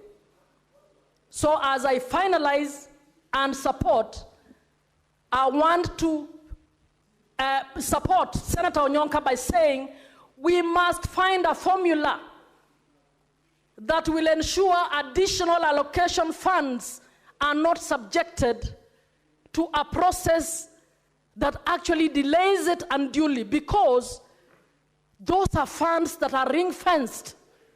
They are funds that should not be causing arguments, but we have subjected them to so much argument. And it is important that Kenyans understand this, that Parliament can do better than use public money in the manner in which we are using it. We don't have enough youth employed. We have our lecturers on the streets. We are not paying teachers. Our hospitals could do with more money. We cannot afford to take loans and waste them in the manner in which we are wasting them. I submit, Mr. Speaker. Thank you, Senator Muma. Now, honorable senators, I will call upon the mover, Senator Tabitha, to reply.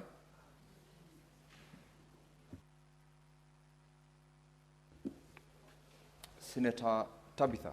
Yes, sir. Senator Olekina is requesting that you donate 2 minutes of your time, because I've already called you. You're out of order, Senator Sotsi. You are out of order. Senator Tabitha, if you are willing, fine. If you are not, proceed to reply. Thank you, Mr. Speaker, for the humble request. I will allow the 2 minutes to my big brother, Senator Olekina, and then I'll proceed. Thank you.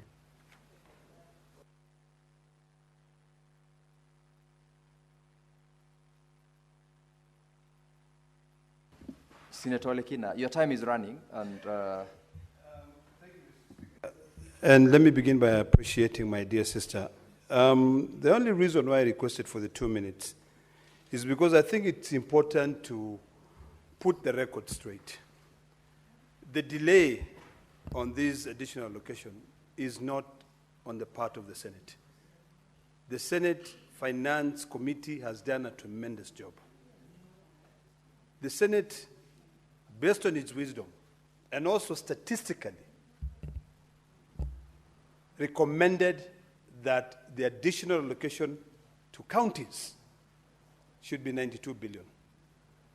Now, even Raila Amolo Odinga was very clear that when it comes to the issues of road maintenance levy, that money should go to counties. So this matter has delayed because of the court battles, and of course, our committee has done a tremendous job. So the reason why I requested my sister to give me 2 minutes is because I appreciate the work that they have done. This is one committee in this House that has really put the Senate in a higher pedestal by always making sure that they carry out proper due diligence, they carry out proper research. For the very first time, when we discussed the issue of the new revenue formula, a new formula was brought where smaller counties were accommodated. This is something that was unheard of. So I really appreciate the work that this committee has done. And I really hope that now, this money, having yielded to the pressure, and the money being reduced by the 23 billion, which is specifically the money for the RMLF, ultimately, we will win the war.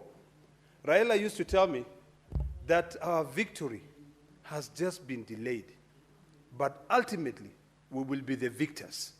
In this case of devolution, with the spirit of Raila Amolo Odinga, the spirit of the oneness and the unity of this House, we will achieve to send more monies to counties, and one day, and I hope that during our lifetime, our counties will be fully autonomous. Thank you, Mr. Speaker. Senator Tabitha.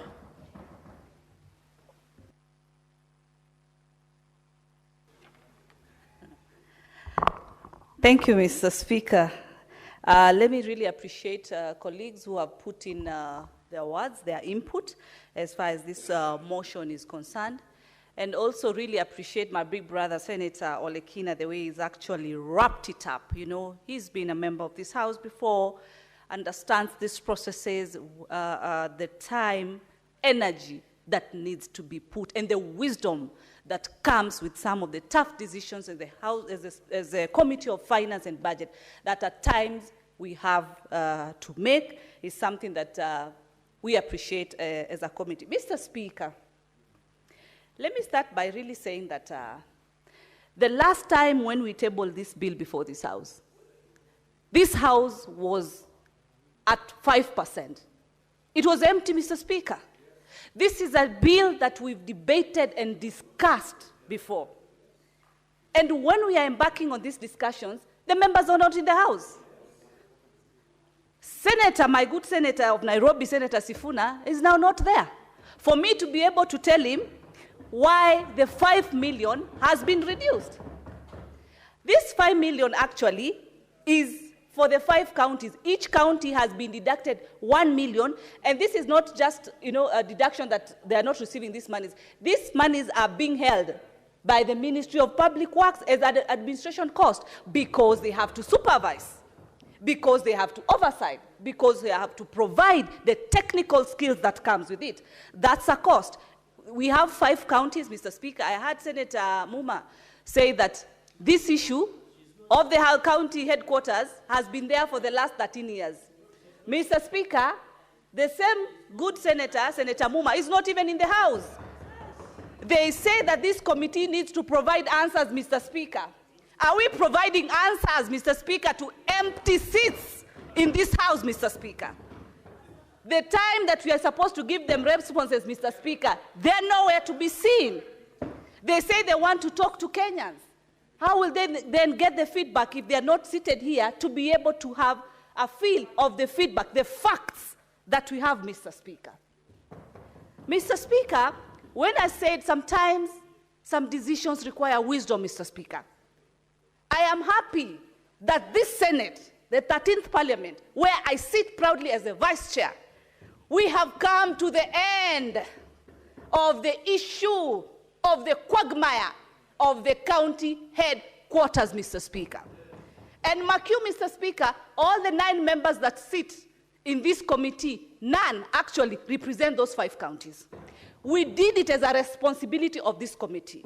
We converged in this same chamber, Mr. Speaker, with the governors, with the Public Works, with the Minister of Finance then, the former, and us as a committee, to be able to deliberate and remove the quagmire.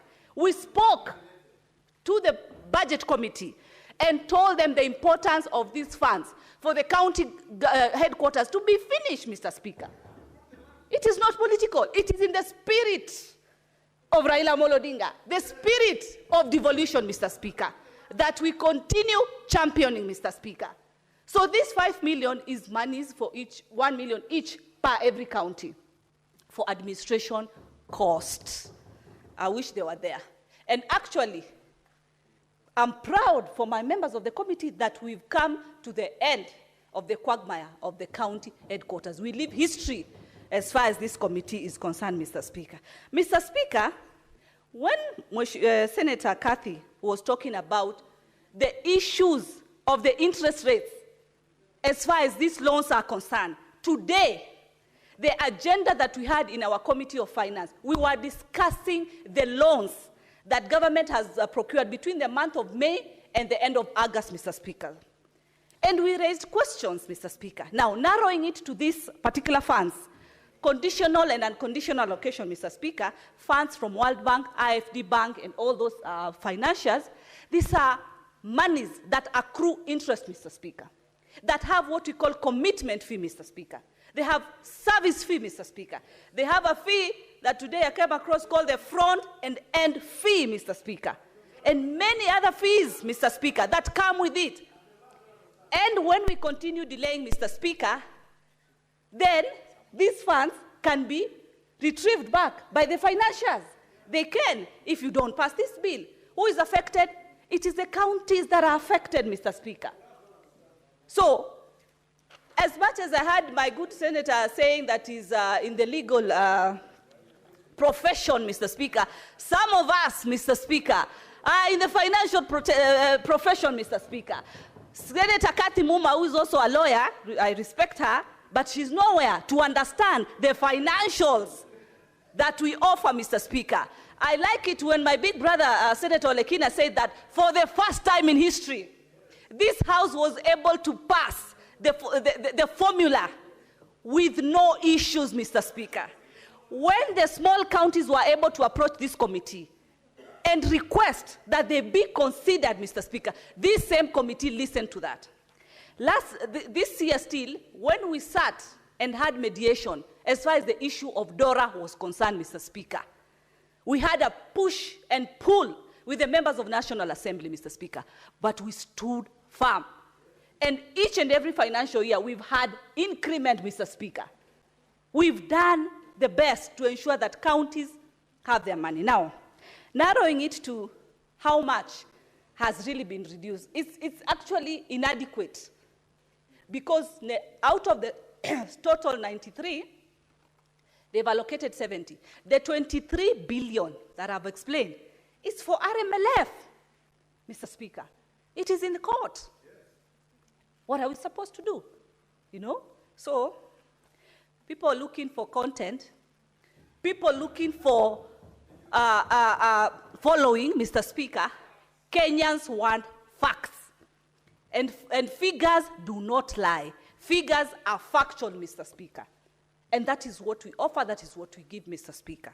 So in those few and many, I thank really the Secretariat of Finance and Budget led by our clerks, Gitonga. We have legal, Lucy, a very brilliant girl.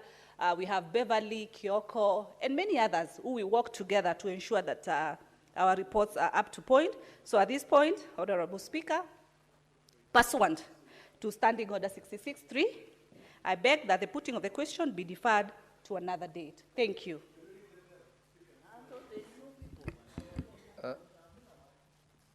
Thank you, Senator Tabitha.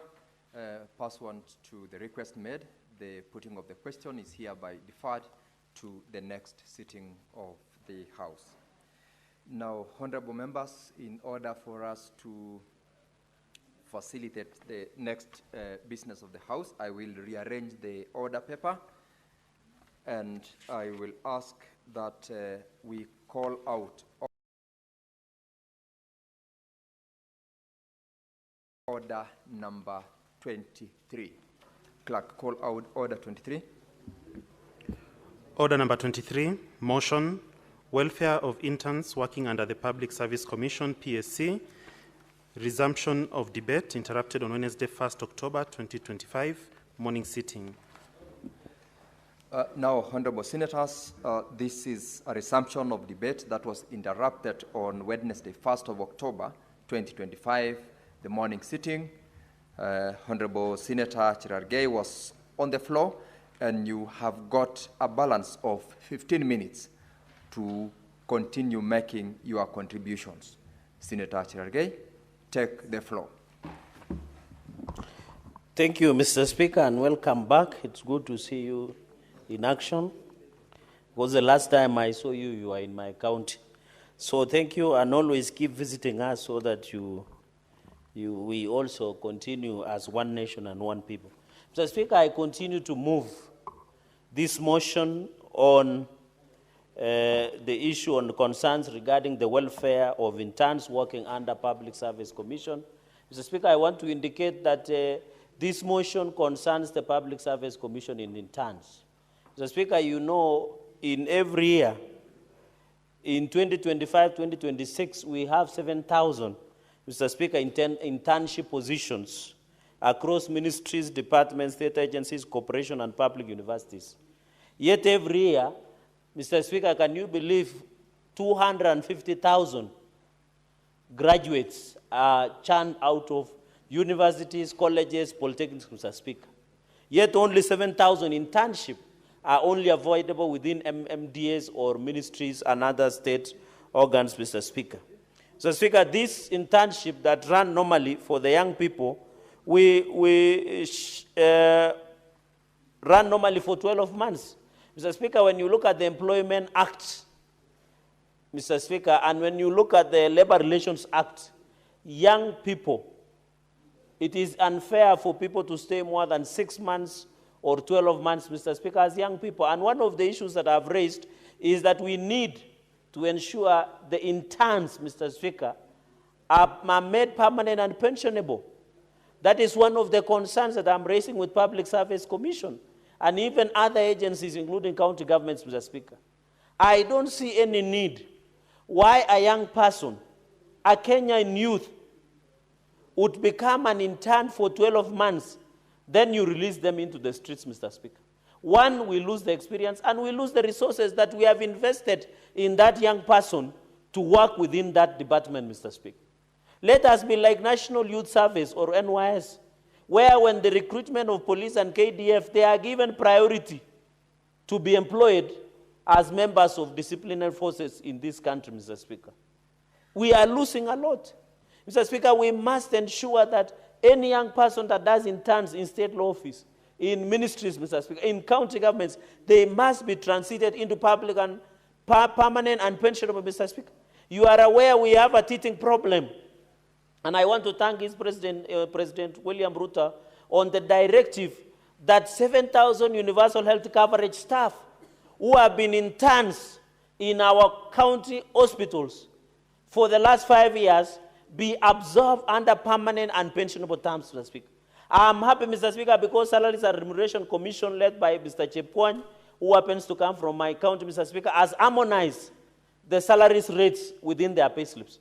You heard the Minister of Health yesterday, Mr. Speaker, that and I want to tell the interns of UHC, Universal Health Coverage, that you should go and camp in the offices of your governors, including the governor of Bomet, including the governor of Nandi, including the governor of Migori, including the governor of Nairobi, including the governor, all the governors 47. I want to tell the UHC staff, wherever they are, the biggest obstacle against the confirmation into permanent and pensionable is Council of Governors, is county governments. Because you heard the minister, and it is on record, Mr. Speaker, you can reproduce the answer. And we want to tell Council of Governors, if they don't want to observe the young people, they should release the 7,000 plus to the Ministry of Health for CS Duale to absorb them to the referral hospitals that we have. Moi Teaching and Referral Hospital, Mr. Speaker. We are building a brand new South Rift Referral Hospital in Kipkelion, Mr. Speaker. We have the Coast General Hospital, Mr. Speaker. There is one in Kakamega that we want to transit. There is here Kenyatta National Hospital, Mr. Speaker. There is one Jaramogi Oginga Odinga Referral Hospital that the President just gazetted the other day as a state corporation.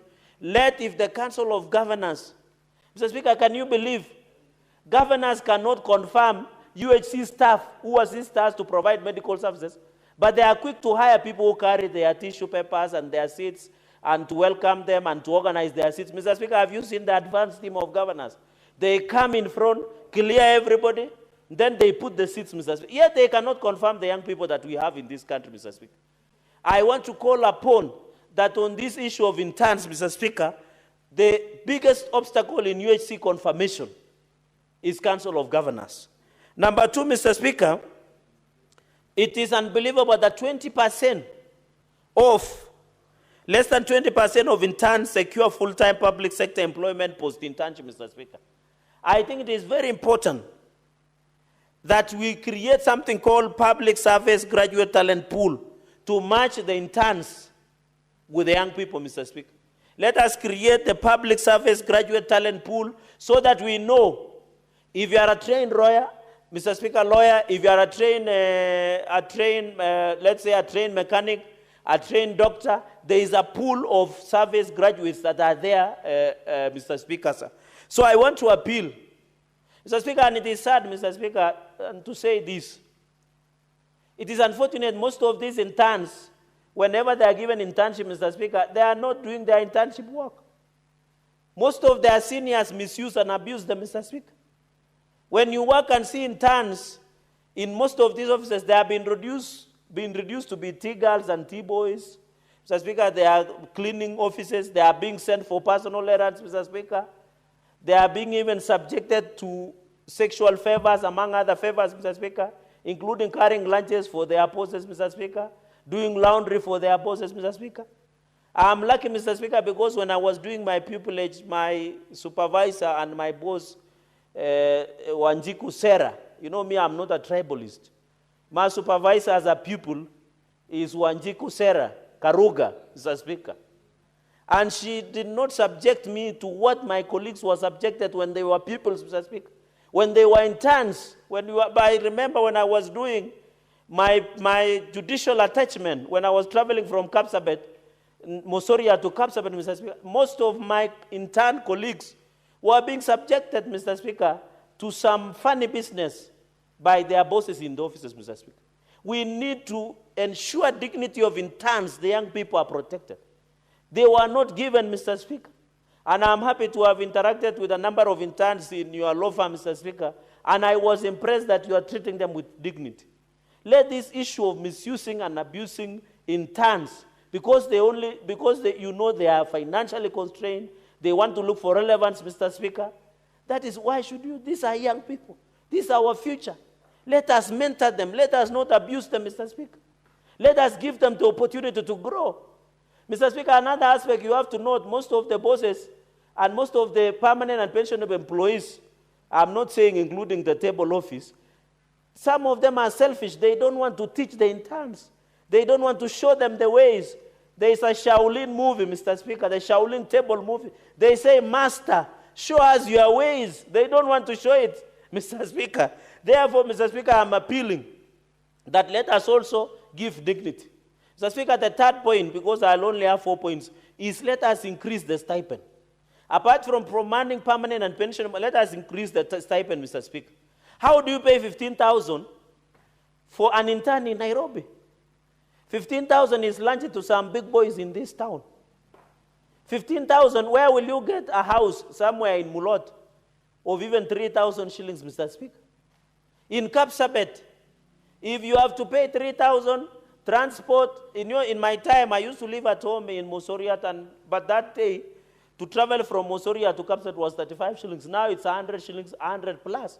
Even from Mosoria to Eldoret, things have changed. The cost of living has gone up. How do you give an intern 15,000 shillings as a stipend? That is why they are prone to abuse. That is why they are being misused. Because they don't have finances. I meet parents most of the time. They are telling me my child is doing internship in Nairobi or Mombasa or anywhere, Mr. Speaker. But they cannot, they want money for rent, they want money for transport. Because we are giving them 15,000. How do you pay 15,000 a young person at this day and era, Mr. Speaker? Let us give even 50,000. 50,000, they can get a decent housing in Gumo or Rongai or Mukuru kwa Ruben. At least they can get something of 10, 15,000 to live in, Mr. Speaker. Or even where I was living in high-rise and we were living like 4 men in one room, Mr. Speaker. Mr. Speaker, it's not imaginable, but that's how we survive. When we were in Kenya School of Law, serious lawyers like us used to live like squatters in some, because you have to share the room you live. You don't see even the sunlight. So your room, you don't know whether it's a daytime overnight, Mr. Speaker. Let us improve to 50,000 so that the youth in turns can have opportunity to live a decent life. They can buy clothes, they can get transport, they can get food, they can get a better rent, Mr. Speaker. Let us make it to 50,000 plus so that the young people, Mr. Speaker, can... I'm not saying the young people should increase so that waende wapige sherehe. That is not the point. I want them to listen. I want them as they learn, they get better land, a good environment, Mr. Speaker, so that it is not in the interest that they only want, Mr. Speaker, when I've talked to most of the interns, they want to learn. They want to be permanent and pensionable. They want to grow. They want to serve this nation. That should be our goal, Mr. Speaker. Mr. Speaker, it is not in the interest that they just want money to go for rev or to kupiga sherehe. It is the interest that they want to develop their skills, Mr. Speaker. I've seen my light is on. So that is why I'm proposing that we increase the current stipend from 15,000 to 30,000. And I want to challenge the National Assembly, the Senate, the county assemblies. Senator Cherargei, I want to bring your attention to Standing Order 92. Yes. I've listened to you on 2 comments you've made on the language that you've used in your submissions. Stick to the rules.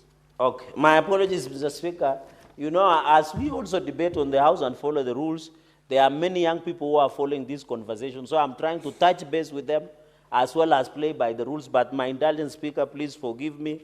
I know by the beatings of Jesus Christ we receive forgiveness. So in the same spirit of Jesus Christ, just forgive me and allow me to drive this point home, Mr. Speaker. So what I'm proposing, Mr. Speaker, let us increase from 15,000 to 30,000 to 50,000. For example, if you are an intern within a city, let us make it 50,000. For other small towns like Jebalungu, Mulot, Bomet, Kapsabet, Kabiyet, Mr. Speaker, here Kabasi in Naivasha town, or Nakuru is a city. Nakuru is a city we can include somewhere, I don't know, somewhere in Kenol here. I don't know whether Kenol is a city in Muranga. So, Mr. Speaker, those we need to ensure that we increase. And I know the table office and a number of us who did interns. I don't know whether Senator Karen Nyamu went for internship, but some of us are familiar with the challenges that most of these young people face, Mr. Speaker.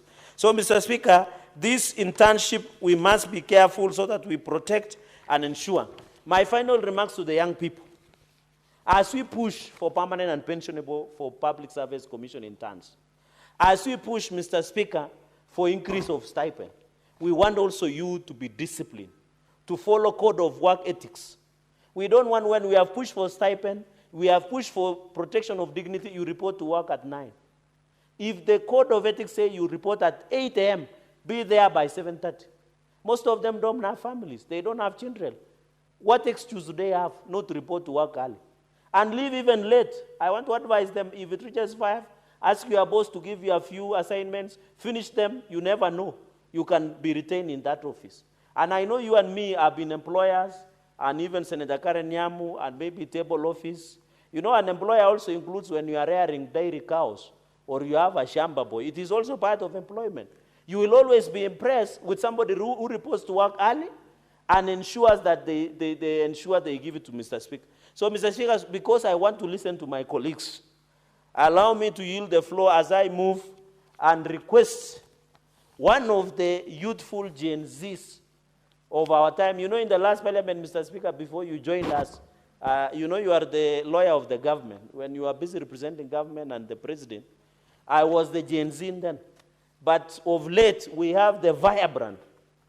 I wish the guest of Senator A.C. Okenyuru was still there to see her in action, but I know they are following it through TikTok, because we are live on TikTok, we are live on Twitter, and we are live on YouTube.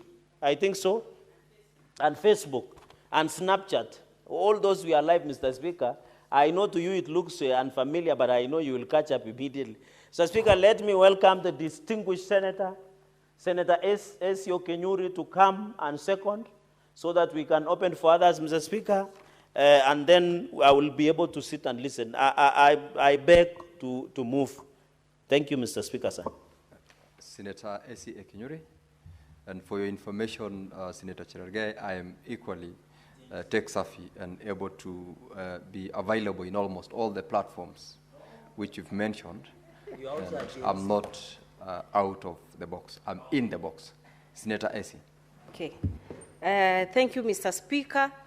I wish to second this motion by Senator Cherargei, and Senator Cherargei continues to distinguish himself in defending the rights of the most bottommost of the pyramid in this country, Mr. Speaker. Mr. Speaker, on the issue of interns that he has brought this afternoon, in this country, Mr. Speaker, as a young person, you are literally begging for everything. You're begging for food, you're begging for healthcare, you're begging for education, you're begging for upkeep, even little entertainment, Mr. Speaker. So when you actually look at the prevailing conditions, young people are looking for somewhere to find a shelter. But what is the situation in this country? For you to get internship in this country, it's actually modern-day slavery. The only difference is you're actually not being forced, but you have to know someone who knows someone for you to get that internship, and which you end up being paid 15,000.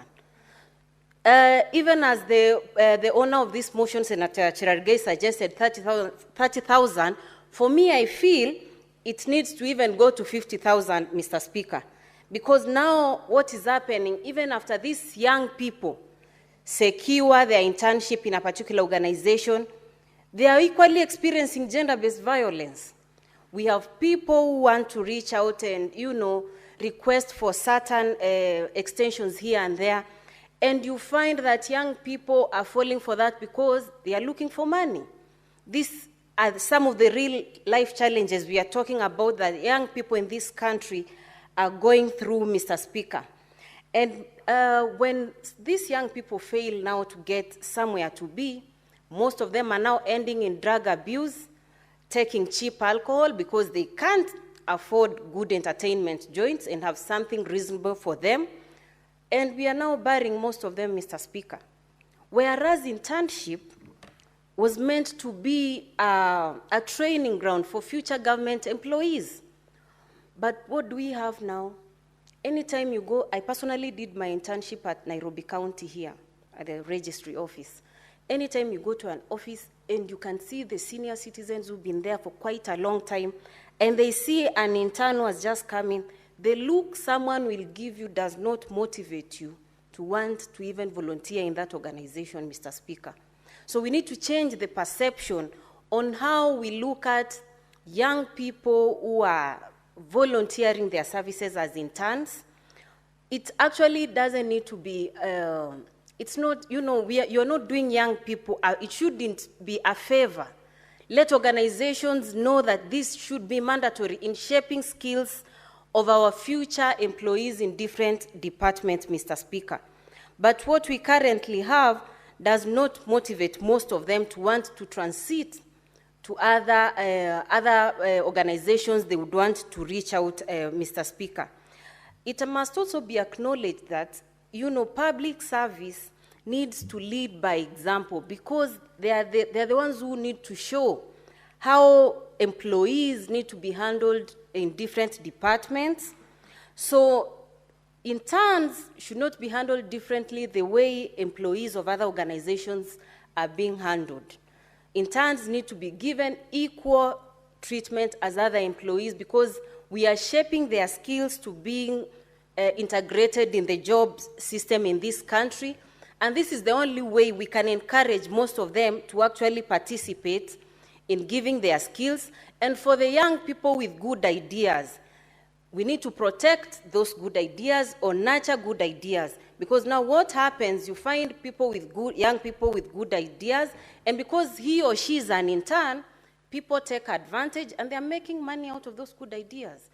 We are not going to watch as that happens. And that's why I personally am supporting this motion largely because it actually paints the picture of an ordinary young person from those rural areas whose coordinates sometimes you'd not even locate, Mr. Speaker. And interns in rural localities cannot be given the same compensation as interns in urban counties. Interns who are working in Nairobi are likely to experience very high cost of living than interns in other localities. So there needs to be a standard way of determining what compensation to give interns who are in a certain rural area compared to interns in a certain urban area.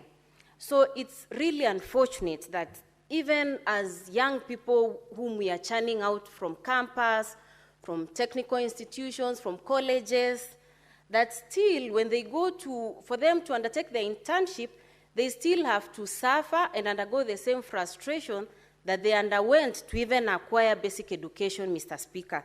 So I surely would want to urge the other members of the Senate to support this, because interns need better treatment in this country. We do not want interns who are committing suicide because of work conditions that are very toxic, people who do not appreciate their contribution to service. And this is the only way we can emancipate ourselves from what we are going through. Finally, Mr. Speaker, like I said, it's not a favor, it shouldn't be a favor for organization. This needs to be altered to actually ensure that organizations in this country are forced to actually accommodate graduates who are coming out. Because how do you expect these graduates who are coming out to learn skills? Had I not been in this affirmative position I got as a senator, not very many Kenyans would have known my capacity or my capability in representing young people, women, and all other citizens of the country if you do not give people a platform. So interns need better management, better remuneration, not the 30,000 that even Senator Cherargei is suggesting here. Let it go to 50,000 so that we are attracting young people to volunteer, to serve this country in a manner that has integrity, so that we do not have people who are also learning shortcuts because of the behaviors they are learning from the staff they have met in those organizations, Mr. Speaker. So I do not wish to add more to whatever I have already said, but let's not allow young people to beg outside and still beg while serving as interns. Thank you, Mr. Speaker.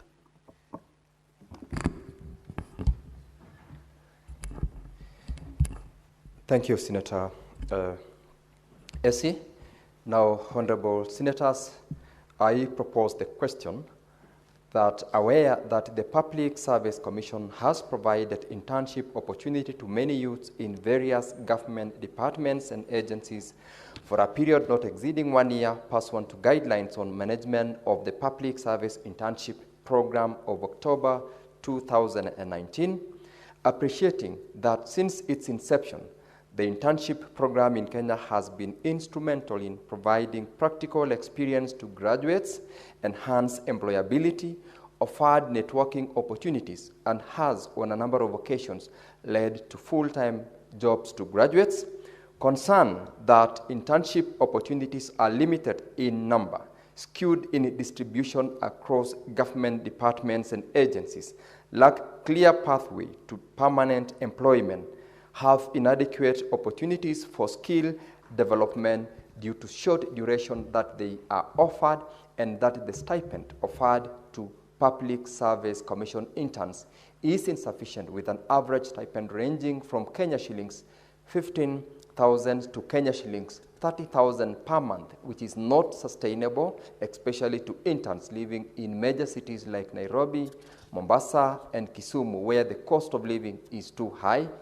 Now, therefore, the Senate resolves that the Cabinet Secretary for Public Service and Human Capital Development, in consultation with the Public Service Commission, reviews the guidelines to the Public Service Internship Program of October 2019 with a view to, 1, increase the stipend offered to interns to cushion them against the high cost of living, and 2, put in place mechanisms to promote and reward innovation by interns. Now, honorable senators, this motion is now available for debate, and the floor is open for debate.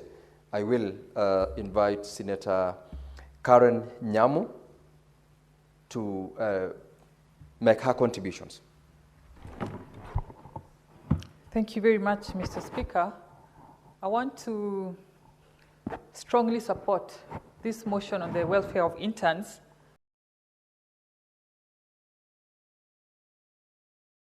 Under the Public Service Commission, We know in 2019, the Public Service Commission opened its doors to thousands of graduates, fresh graduates, in the ministries and in all government departments with the aim of exposing them to the job place and giving them necessary experience and fast time, kind of a job experience, Mr. Speaker.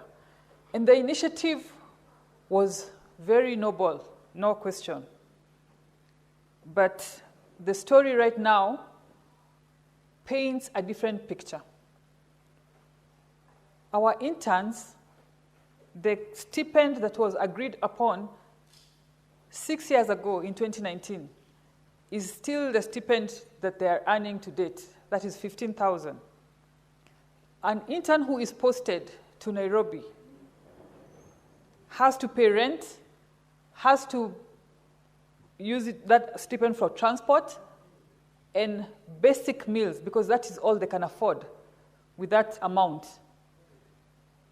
Mr. Speaker, that paints a different picture and spirit with what was the intention of this internship program. They were not supposed to struggle. It was on a positive note that this program was achieved, Mr. Speaker. And that is why this motion is very timely and necessary. Because these learners, they are not just students. Even at the workplace, reports show that they have been able to come up with innovations that have made the workplace more efficient and even save time.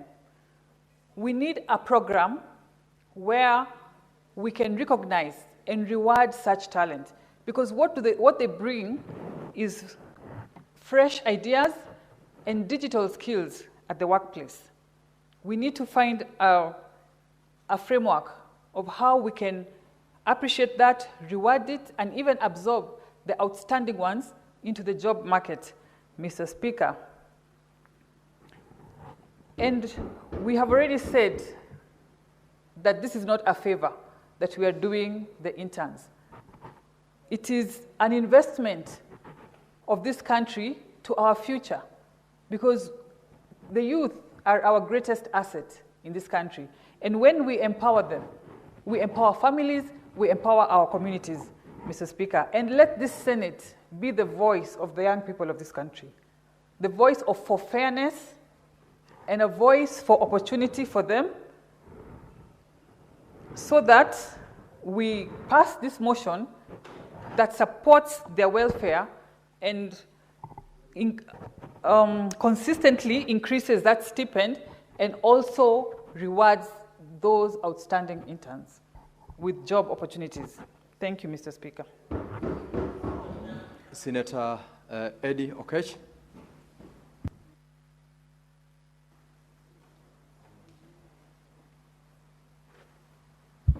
Mr. Speaker, I rise to support this motion by Senator Cherargei. Mr. Speaker, the strength of a nation and how a nation progresses is measured first by how it treats its children. How you treat your children from when they're coming up. You know, the kind of lifestyle you want for your children determine the stride of that nation. After your children, Mr. Speaker, then you measure the strength of a nation by how it treats its teenagers. What kind of opportunities, what kind of exposure, what kind of social amenities that you put together for your teenagers to grow as full human beings. Then the third, Mr. Speaker, close to that, is now how you measure the youthful bulk of the population that then must go now to build this country, which is where the majority of our young people find themselves today, Mr. Speaker. When you talk about the issue of internship, Mr. Speaker, it is indeed critical that this is something that the government would only do as an investment if the government is serious. You do it as an investment into your population to make sure that, number one, apart from the knowledge that our young people and the youth have been able to acquire in schools, can they actually make those knowledge practical? How practical is the knowledge that they have? Because, Mr. Speaker, you've seen a number of times that when young people go to look for employment in the private sector especially, and in the civil society, the first card that they are pushed out of the door with is that you don't have experience. So then it behooves the government to make sure that they have got that practical experience that opens up their opportunities beyond government and within government. The second thing, Mr. Speaker, of course, is are you able to employ these young people as a reliable source of labor, whether in government or outside? And therefore, the second reason why you invest in these young people is to boost that element of employability. And, Mr. Speaker, if that is the government's target, then it has to be an investment. You will bring a policy that first goes through a rigorous process of identifying these young people. Number two, give them some small stipend that does not even feature in terms of their day-to-day survival. Because if you think about the young people in this Nairobi, Mr. Speaker, there's a bare minimum they can live in, they can live on. For instance, Mr. Speaker, if you're going to put a regulation and you don't look at how is these young people getting from the place where they stay to where they work in government. Even in rural communities, Mr. Speaker, if you go to a place like Migori or you go to Kisumu, these young people who are in these internship opportunities, they travel from home to a place of work. So it means that if you're doing a regulation, Mr. Speaker, you must make sure that that amount caters for them to be able to get to the place of work. Number two, Mr. Speaker, they are human beings. They must eat. Your regulation cannot lack a consideration of, will this person be able to survive during this 1 year being able to eat something? Number three, Mr. Speaker, they are young people. They can't come to work naked. Will this be able to sustain their simple clothing? And then number four, Mr. Speaker, they must have a shelter. And nowadays, Mr. Speaker, in the world where we live, where we've got opportunistic diseases, Mr. Speaker, a bare minimum element of basic need is also health care, Mr. Speaker.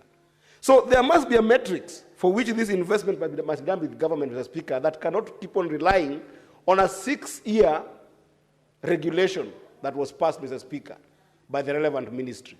So I wish the government the courage to actually look at this thing practically as an issue of wholesome investment in wholesome development of a human being called a youth in this country, Mr. Speaker. Because otherwise then, you are wasting your money not giving these young people the best investment. If you're going to put money of 15,000 so that it just becomes Bora, and I'm quoting this, Mr. Speaker, Bora internship, but not internship Bora, then you have destroyed this young person, Mr. Speaker. In fact, where we are, Mr. Speaker, today, I wish the government the courage to look at all those indices that I've measured, from clothing, to housing, to transport, to basic health care. Things like SHA, Mr. Speaker, a young person should not be able to struggle just because they're going to internship, that they cannot be able to pay for their own SHA. Those 4 indices, Mr. Speaker, in our current economy, at a bare minimum, not even at a competitive level, Mr. Speaker, should be 60,000. Why can't we just give these internships 60,000 and then be more adventurous on the placement angle, Mr. Speaker, so that you can be able to give these interns a good experience, a good chance to do internship, but come up with a more elaborate way of making sure that they have got good placement from which you can be able to recover from, Mr. Speaker. In fact, this motion, Senator Cherargei, I wanted to encourage him that we must end up rethinking this motion from a framework perspective. Because we are a house of legislation, Mr. Speaker, I want to wish the author of this motion, Senator Cherargei, that actually let's be bold and go ahead and put a framework based on these indices that I've said, that those indices, we put a framework to them and put a cost to it. excuse me, Mr. Speaker, so that that cost, Mr. Speaker, can be able to actually take care of the money we're talking about. Just from where I sit, I think it cannot be less than 60,000. And I've seen, Mr. Speaker, some of these interns even struggle, even on the statement that was brought by Senator Sifuna about teachers, because we also have intern teachers in this bracket. Sometimes we call them sometimes acting teachers, Mr. Speaker. Some who are being paid by BOM, the board of the schools, and some also who are just acting maybe as headmaster or headmistress, but they don't get paid properly, Mr. Speaker. Those teachers, if you look at the contribution they are making, it's ridiculous, Mr. Speaker, that they're not being compensated appropriately. They are treated as cheap labor, yet they have experience in this country. And Mr. Speaker, actually, it's almost tantamount to slavery. Because I want to, for instance, if somebody is working in a place like Nyatike, a young person who has just left school, suffered in Chuka, or suffered in Mount Kenya University, acquired the necessary knowledge, they have been put in Nyatike constituency, where TSC has got proper regulations of what constitutes what we would call hardship allowances, and then they are regulated in a way that those hardship allowances are not taken care of, or they keep on being manipulated because of a regulation by TSC. Why can't we be bold in this kind of motion to just go ahead and do a legislative piece on it and say, in Nyatike constituency, because of this and this, we classify it as a hardship area. In Kuria, where I come from, Mr. Speaker, they face the same. I've gone to some places from like where Senator Sokajuri comes from, in parts of Kisii, where, Mr. Speaker, is the same story. Those teachers keep on suffering, Mr. Speaker. So we must look at this thing in a very awesome way, Mr. Speaker. To the extent, Mr. Speaker, and again I excuse myself here to just get water because this issue of youth is in my heart. I might...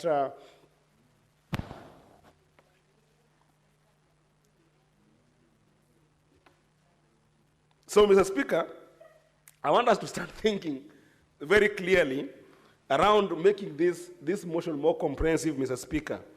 Because if you think about it, we must even look at the diversity of the programs. For instance, Mr. Speaker, and I want to wish Senator Chagay the courage of this. Currently, it is a linear model where you go to internship for 1 year, you get paid 15,000, no guaranteed placement, then you can leave, and when you leave, we don't know where you go. We wish you well. That cannot keep on happening. Why can't we have a diversity and inclusive program where it is a more circular kind of program where even the government, in a place where they might not have enough work that could be able to increase perhaps something like, wage bill problems in the government because there's not enough work in government, government cannot employ everyone. Why can't it be that in this kind of motion, we can come up with proposals on looking at the private sector and come with arrangement with the private sector and organization in the private sector so that interns who have gone through government programs can be taken in by the private sector in an arrangement where the government will give some subsidy of stipend or salary to the private sector to take these youth in.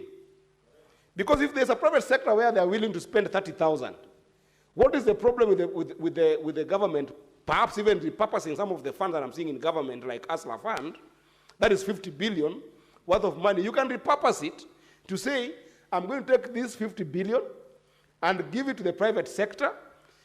Any private sector that is willing to employ young people at 60,000 or at 70,000, but then we subsidize 40,000, we will be able to give you that money, and then you repurpose it for these young people and take them in even for 5 years. I think it's possible. It's possible to look at diverse and inclusive programs, not only on cost alone, Mr. Speaker, but also on things like gender and disability, Mr. Speaker. You can even reduce these repurposed programs, Senator Cherargei, and say, okay, maybe you cannot be able to take all interns, but at least why can't we mainstream all the women interns into job opportunities? Or why can't we repurpose this? You can say, okay, we understand that we will not take all the interns to a permanent and pensionable jobs, but at least it's a regulation that where we have taken all disabled members of the community who are youths who have been taken into these programs, those ones we must guarantee them permanent and pensionable programs. We must start from somewhere, Mr. Speaker. That's all I'm saying. That we must have this diverse program that must start from somewhere. It pains my heart, Mr. Speaker, when I think about UHC, Universal Healthcare,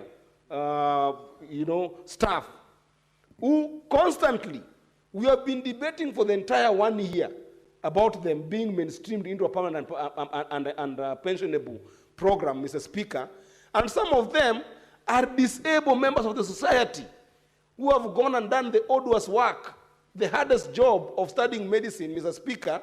They have come out and had degree in technical works in labs, have degrees in nursing, have degrees in handling patients in different capacities, and then they themselves are left without jobs, Mr. Speaker. I think it's possible to come up with a framework that is diverse and that can be able to ensure that we can be able to give specific programs that takes in a swath of those people who are young people as interns in this country, Mr. Speaker. I also think, Mr. Speaker, that there is a chance here that we can also do some targeted programs that take in these interns on places of authority that we are seeing in some of the programs that we are seeing in the country. For instance, Mr. Speaker, KRA internships that we see. KRA internships are done in such a way that you go to KRA, you have studied more prolific financial understanding, tax laws in the current order, but when you look at the promotions that are happening within KRA, they don't follow the order of experience. They follow the order of who do you know, or who is your grandparents, or who are your parents. You go to some programs, Mr. Speaker, like you've seen with the ICT Authority internship programs. We have seen this also with the Presidential Digital Talent programs. I mean, how do you explain to me, Mr. Speaker, without being ageist or without being naive, how do you explain to me the kind of programs that we are seeing people at 45 in the Presidential Digital Talent program, between 45 and 55, being given more permanent job and more promotions, compared to these Gen Zs who have given us trouble on the digital era between the ages of 19 and 28. Who is more savvy, if you're just to speak honestly speaking? I think that it is more practical that these younger people are more savvy in these digital spaces and they have got more understanding of the gig economy. Their only problem is their age. They are being vilified for their age in some of these talent opportunities, Mr. Speaker. So I think there's an opportunity there for us to do targeted programs where internships make sense for a certain age and experience that goes with that age, I would understand. For instance, sometimes accounting work might take longer for people to master all the programs. But where sometimes age is the inverse proportion to the experience that they have, like what I see the Gen Zs are doing online. They are more savvy, they are more technical in the digital space that the ICT departments, as well as programs of the digital economy in this country, Mr. Speaker, those should not even go through internship for 12 months, Mr. Speaker. They should come from school, given the equipment, they are technical, absorb them through a targeted program, Mr. Speaker, and let them contribute in our economy. This is not just about an issue of cost. It's also an issue of output.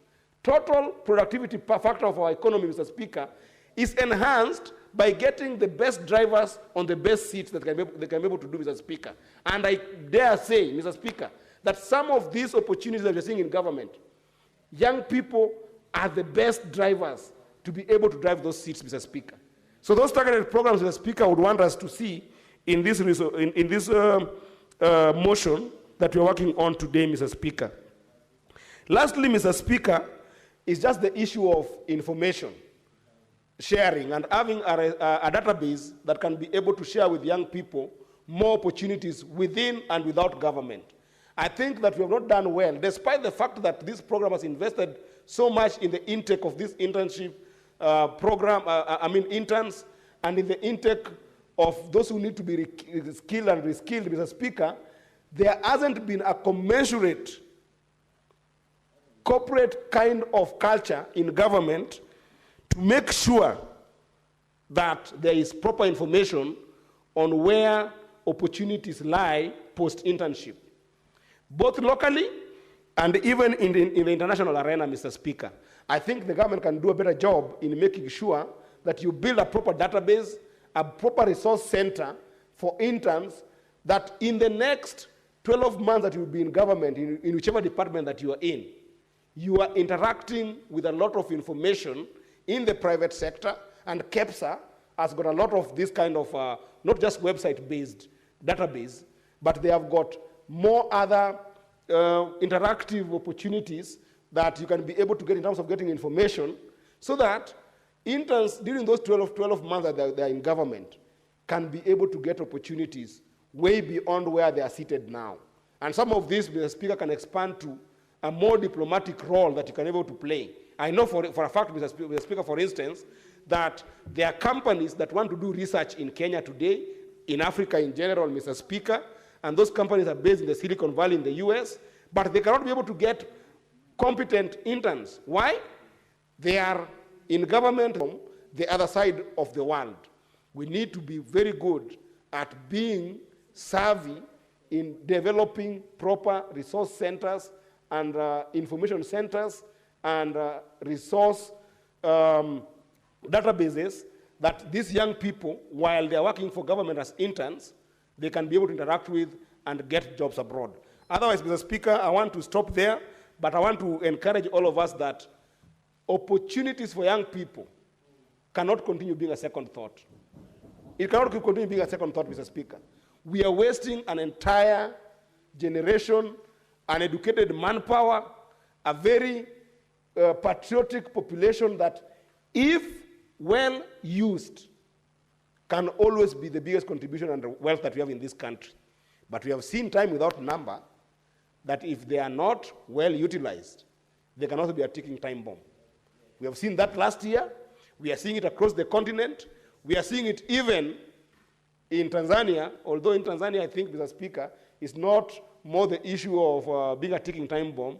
It's just that they're dealing with dictatorial tendencies of some of our leaders that we are seeing that are doing some ridiculous stuff like forcing an election that is not there in Tanzania, Mr. Speaker. So I want to encourage, Mr. Speaker, that let us invest in our young people and let us make sure that our youths,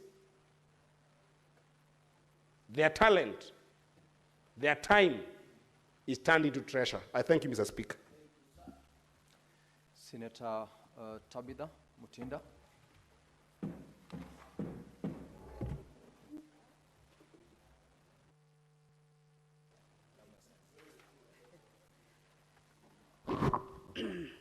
Thank you, Mr. Speaker. And first of all, I really want to start by appreciating the move of this motion, none other than Senator Gerald Gay, because this is a very important motion and a very great discussion, Mr. Speaker. For our young people, as we've always been told, the future is for the young people. But it can only be actualized, Mr. Speaker, if the environment is conducive for them, Mr. Speaker. Mr. Speaker, let me start by actually talking about the youth demographics. As at today in 2025, Mr. Speaker, in Kenya, 70% of our population comprises of the youth under the age of 35 years, Mr. Speaker.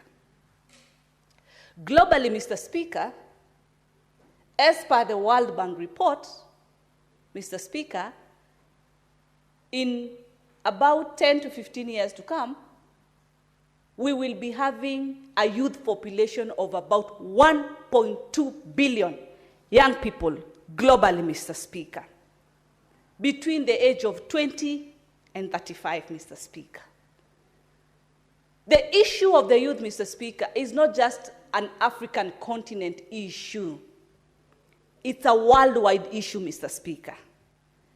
And it's a high time, as legislators, we do what we are mandated to do, and this is what we are doing. And that's why I started by really appreciating Senator Cherelgai, because the legislation that we do, the legislation that is part of our mandate then, helps to open up and enhance opportunities for our young people, Mr. Speaker.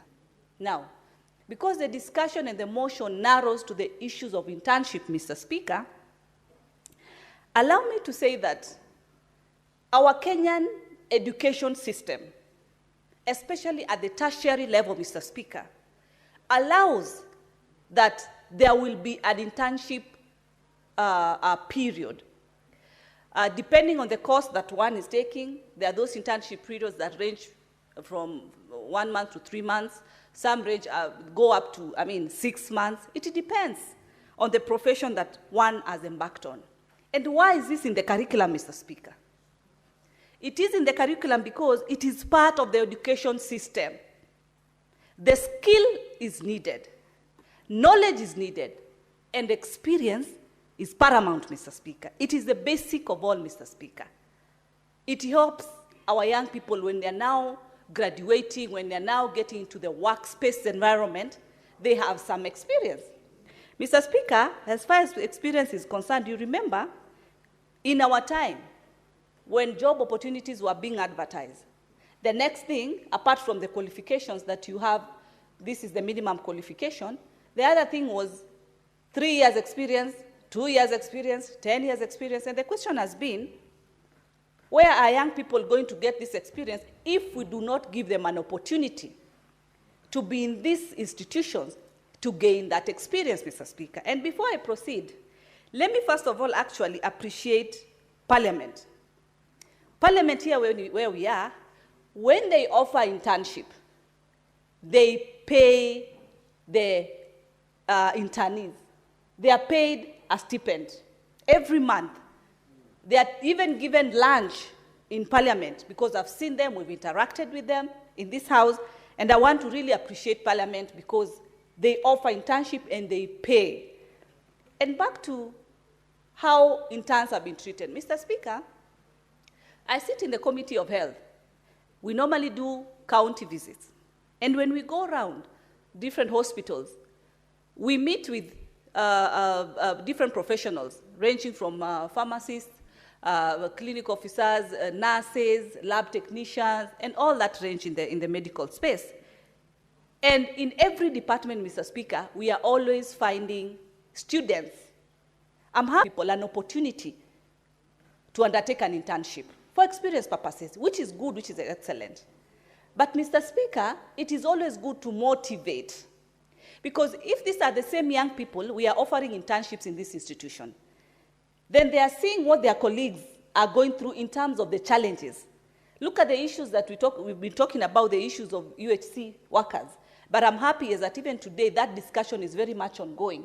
The Minister for Health, Honorable Duale, has been able to at least ensure that this conversation comes to an end. The agreements are adhered to and all that. But what precedence is being set when these students are undergoing this internship in these particular institutions, whereby they can see these counterparts, where they are hoping to get employment, these people are not being paid. You know, they are sometimes on long contracts. The other day when we were in Machakos, actually, we came across young Kenyans, most of them women to be specific, who are complaining that they have not been paid for 5 months. But I'm happy, I'm very happy, out of being there and realizing this issue, today as we speak, they have been paid their salary of 5 months arrears, and I'm happy because we voiced out such that this matter could be addressed, and that has happened. But put yourself in their shoes, whereby now you have interns seeing that these people are working and these people are not being paid. We demotivate them, you know. And they're the ones who are really used to run up and down because they seem or they are looked upon as if they are very desperate. It is a high time that the internship program is actually well-defined. Well-defined that from the education system and also defined in the institutions where they take these internships. Because if we encourage these young people, they'll be motivated to look forward to be able to start somewhere, to be able to work from somewhere. But the moment that you're coming in, you're coming out, you're doing the best, and actually sometimes you don't know if someone is an intern because they are working. They're just, they are fully devoted, fully working. The best we can offer our young people is to motivate them so that they can also be able to offer their skills. They can be able to offer their knowledge that they have at this particular moment, Mr. Speaker. The issue, we've discussed an issue here, I think through Senator Crystal, where there was a bill about startups, Mr. Speaker, that also targeted and discussed about the young people. When they're doing their startups, which they need to be encouraged, Mr. Speaker, to be able to be more creative and more productive in the market spaces, startups whereby they do not really have to undergo a lot of payments at the initial starting moments, this will definitely encourage the young people to become their own CEOs, Mr. Speaker. We should be able to encourage our young people to be the employers, Mr. Speaker, of their other youths, Mr. Speaker. Where we are, Mr. Speaker, we should continue, and I'm happy that the Kenya Kwanza government, where I serve, Mr. Speaker, has been able to prioritize the digital infrastructure, Mr. Speaker, very highly.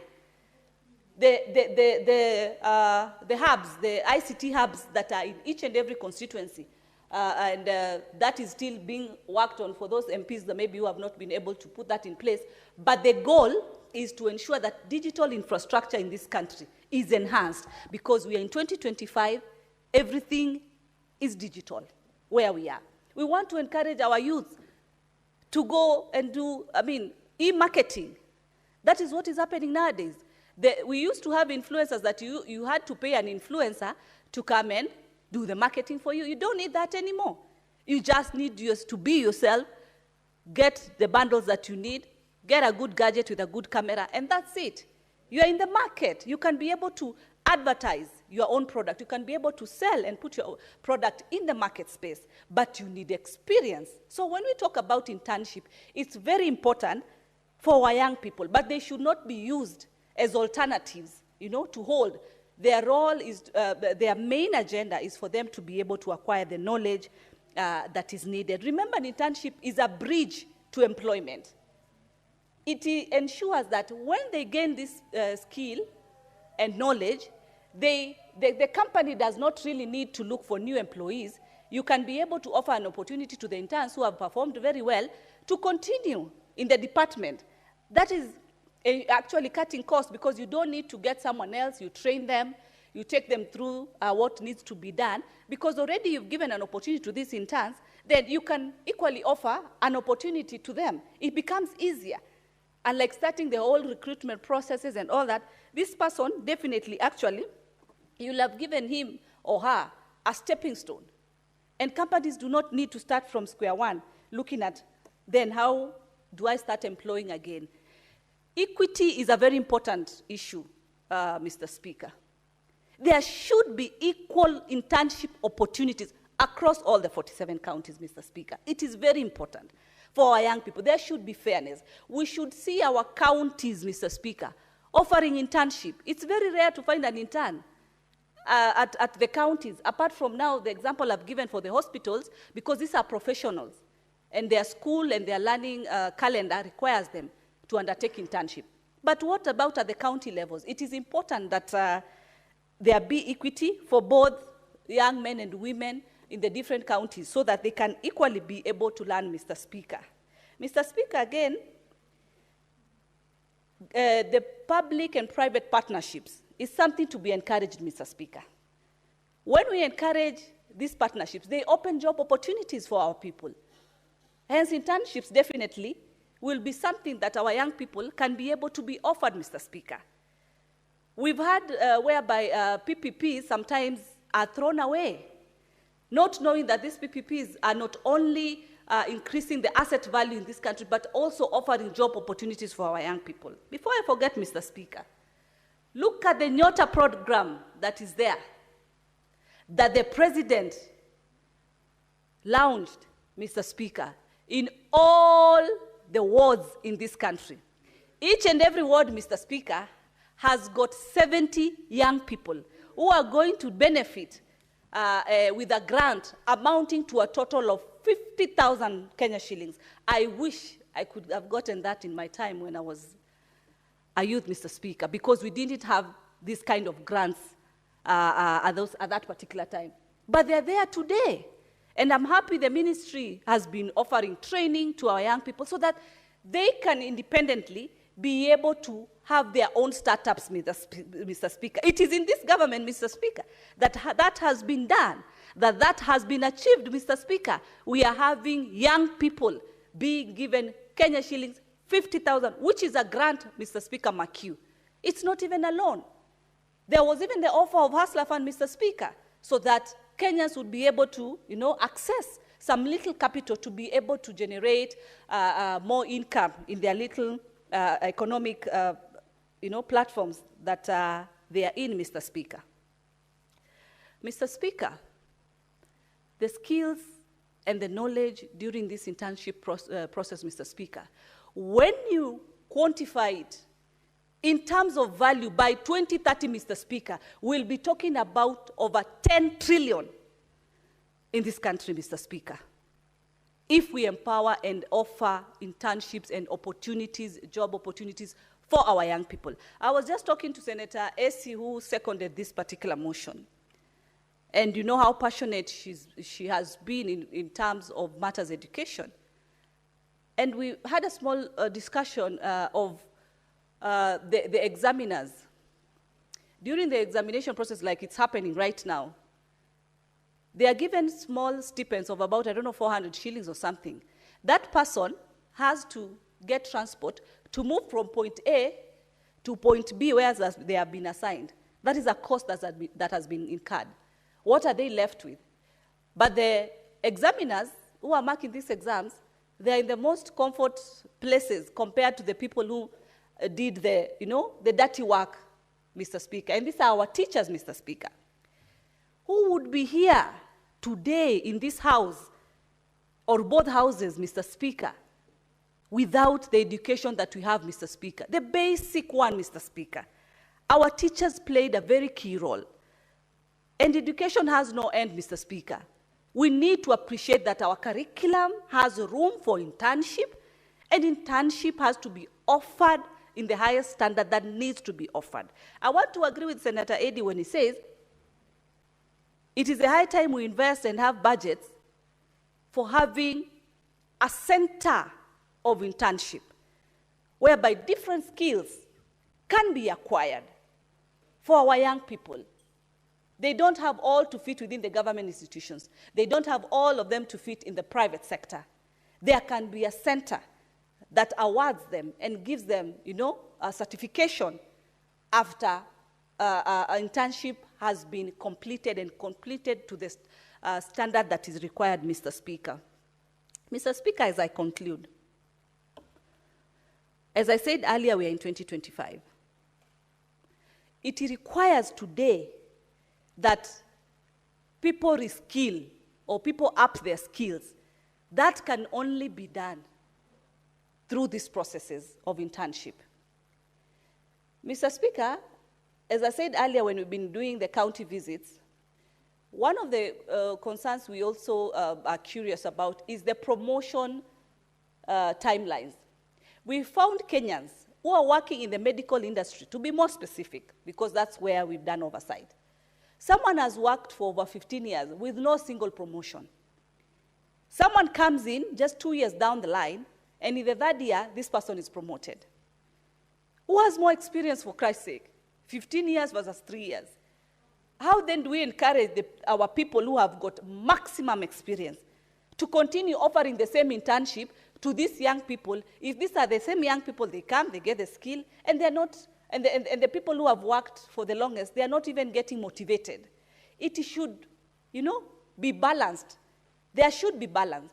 When they are promoted on time with the kind of experience and skill that they have, then it becomes easier for them to trickle that knowledge, to trickle that skill to our young people.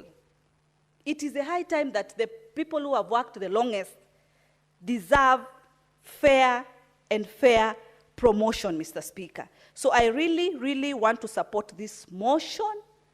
I do support and ask colleagues that we support, because we have for the longest period said that the future is for the young people. That can only be actualized. That can only be factual if we support this motion and ensure there will be adequate opportunity for skill development for our young people. With those many and few remarks, Mr. Speaker, I support.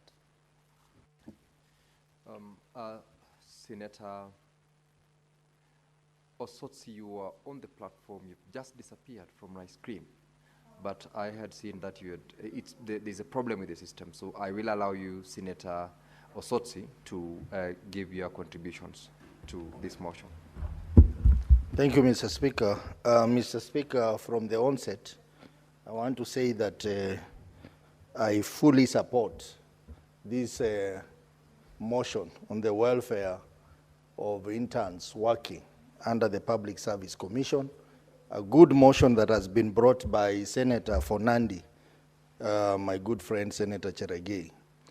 Mr. Speaker, this motion is long overdue because we have been seeing the plight of our constituents who go through this program, Mr. Speaker. Mr. Speaker, only 20% of the youth who participate in this program are being absorbed in public service. That means a huge 80% of those interns are left hanging. I have had an opportunity to even help some of this youth to join this program, but after the 1 year period, they come back to me asking me for a job, and some of them stay at home for even as long as 3-4 years, Mr. Speaker. Mr. Speaker, this was a good program that was started in 2019-2020 financial year. But then, where we have reached, I think we need to scale it and make it better and more result-oriented, because a lot of youth who have gone through this program and have ended up not getting a job, they are going through mental health issues, Mr. Speaker. I know, for example, of a young lady in my county who went through this program for 1 year, and after that, she has not been able to get a job for 3 years, only to end up being employed in my county as one of the ward administrators, and you understand the challenges they go through. So I think it is a high time that this program is reviewed for the purpose of making it even better, for the purposes of increasing the amounts that these young people are getting. Because being paid 20,000 really in a city like Nairobi is not adequate even for housing alone, Mr. Speaker. You find that these young graduates are staying in the slums. They're operating from the slums because they cannot afford quality housing. And they are supposed to go to those offices and do good work. And then after 1 year, there is no job, they have to go back to the tarmac. This is a program that must be enhanced so that we stop creating more mental health challenges to our youth. Mr. Speaker, even as we talk about the issue of interns, we have to confront the bigger problem of the youth in this country. And this thing, we have said about it many times, every leader who is elected, the president in this country, keeps on appreciating the issue of the youth and the problems they go through. But when they are in power, they forget about this youth. Mr. Speaker, the youth problem is not just a Kenyan problem. It's now a global problem.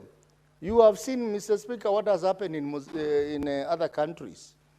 Even countries that are thought to be progressive in Africa, like Morocco, you saw the agencies going to the streets because of the challenges around employment, challenges about public infrastructure, challenges generally affecting our youth population.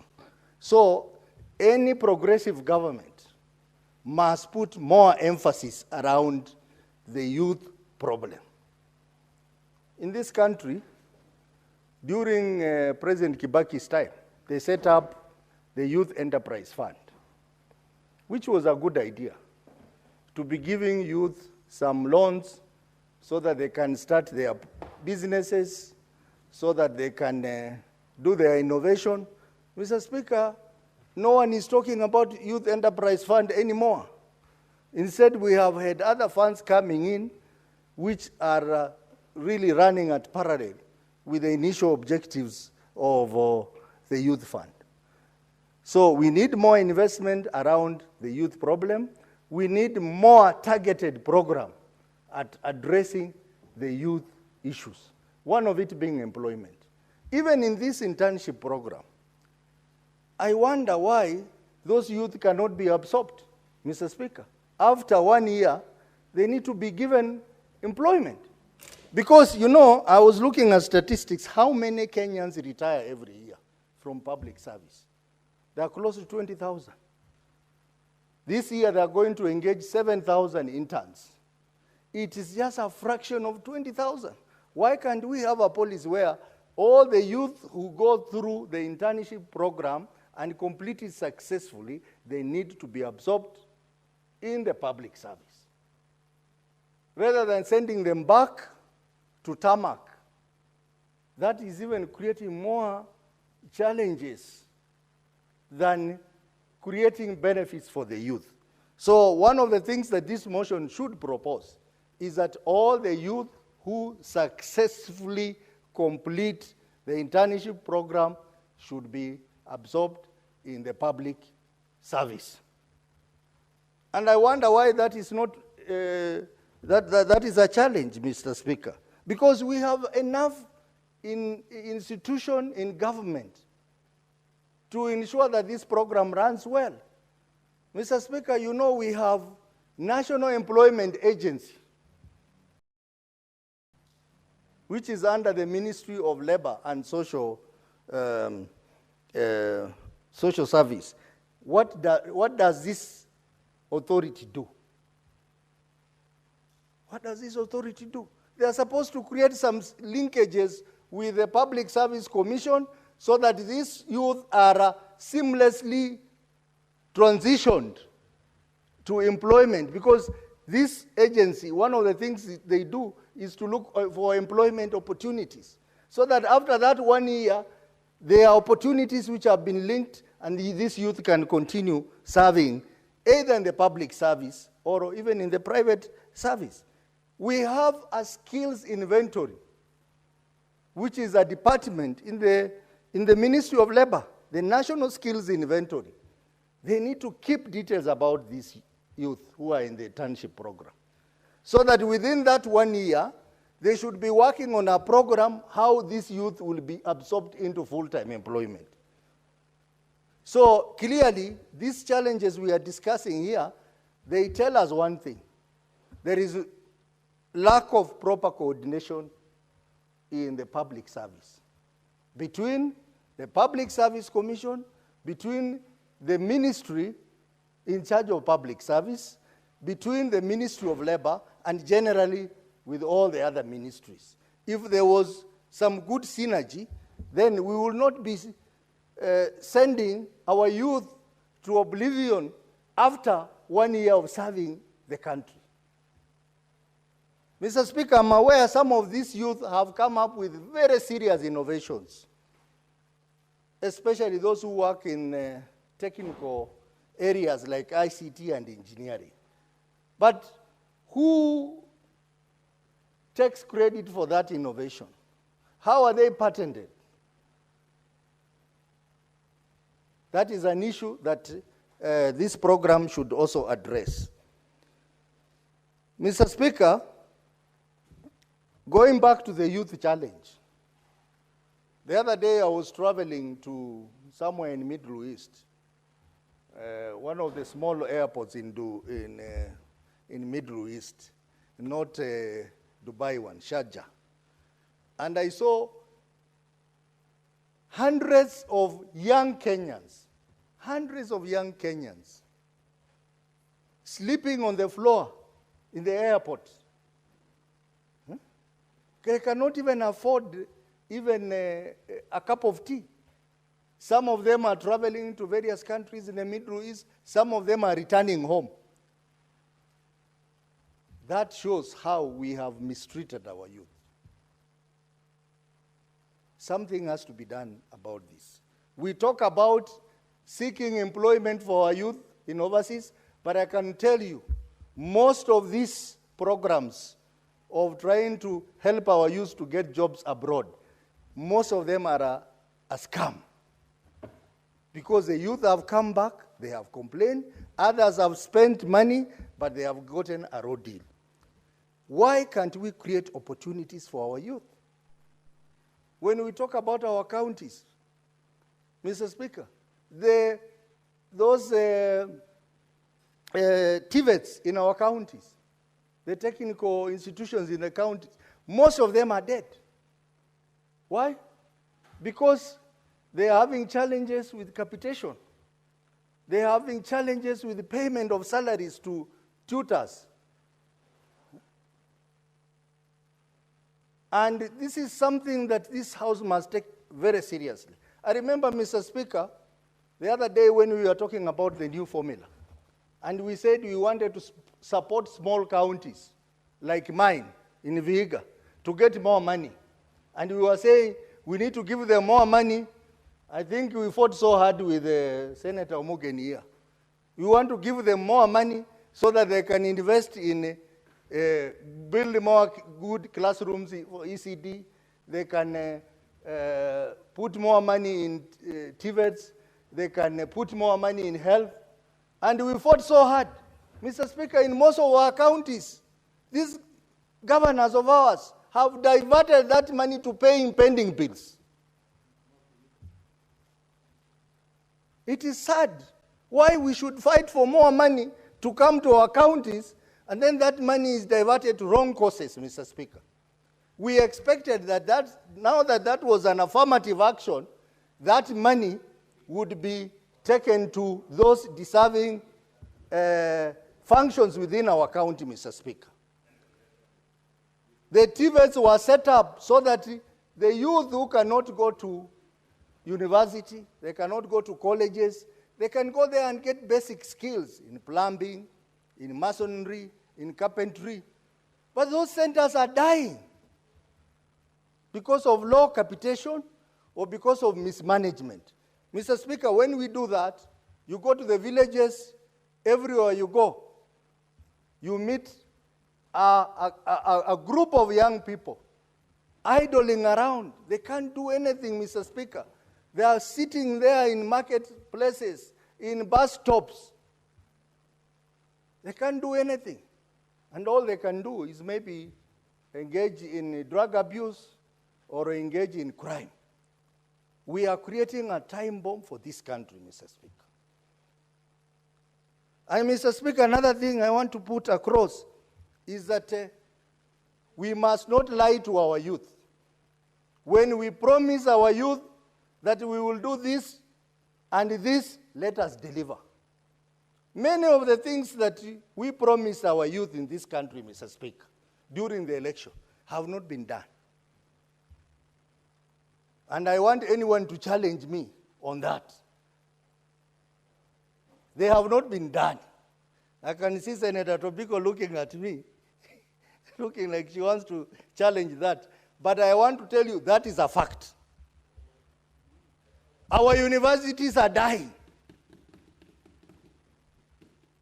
Mr. Speaker, if we have our institution of learning dying, the problem is going to be even 100 times worse, Mr. Speaker. Our colleges are dying, Mr. Speaker. Even our schools are dying because of this thing of capitation. And we promise these youth that we'll give them jobs. We promise them that we'll give them bundles. We promise them that they will be absorbed in key institutions of government. It is now 3 years, nothing or very little has been done. Then when they go on the streets, we follow them to the streets and we kill them, we arrest them, we do many things. And that's why, Mr. Speaker, even as we are mourning the death of my party leader, Raila Amolo Odinga, I want to say, without fear of contradiction, that the best legacy we can give Raila Amolo Odinga is to implement his wish. And his last wish is expressed as 10 points agenda. The 10 points agenda. Let people not forget about that, Mr. Speaker. 10-point agenda includes stoppage of abduction, compensation of the youth who died in the Mandamanos, release of the youth who are still in prison. We cannot be saying Raila Odinga did good things to this country, and we have our youth rotting in prison. We have our youth rotting in prison, Mr. Speaker. I expected as a gift to Raila Odinga that before he was buried, all the youth who are in prison as a result of Mandamano should have been released from prison, Mr. Speaker. So, the best gift we can give Raila Amolo Odinga is we all religiously implement the 10 points agenda. And one of the 10 points agenda touches on the welfare of the youth. The youth employment, it is one of the issues. The issues of youth rights is one of the issues. If we do that, Mr. Speaker, I am very confident that this youth problem, which may swallow all of us, they will not care whether you are in the opposition or whether you are in government, we will all be swallowed because as leaders we failed to prepare for a generation to come after us. So as I support this motion, Mr. Speaker, I want to say that this program, it was the first baby step that was done to have at least our youth joining internship. But now, 4 years after its inception, we need to take it to another level by improving it, by making it more purposeful, by making it have some desired outcome, by increasing the stipend they are given. In fact, we should not even call it a stipend. 20,000. Mr. Speaker, if you go to these offices, the budget for tea alone will shock you. The tea in the CS office, Mr. Speaker, can even be 200,000 a day, Mr. Speaker. How many interns can you employ with that money, Mr. Speaker? I think we need a focus in these things, Mr. Speaker, to make Kenya better. I remember, Mr. Speaker, a few years back, and I know some companies are doing that, we used to have a management trainee program. I am a product of management trainee. When I finished university, I went through a 2-year management trainee program. Mr. Speaker, it was not just a trainee. You are working, you are earning a salary, you are getting allowances, and you are on the management scale. And after the 2 years, we were transitioned to senior management positions. The 2 years, you could even get a loan. I remember I bought my first car when I was a management trainee in one of the blue chip companies. I don't want to say. Kitambo sana. So, order, Honorable we Senators. Order, Senator Osotsi and Senator Cherargei. Order, and take note of the language that you're using while you're on the floor, Senator Osotsi. Most obliged.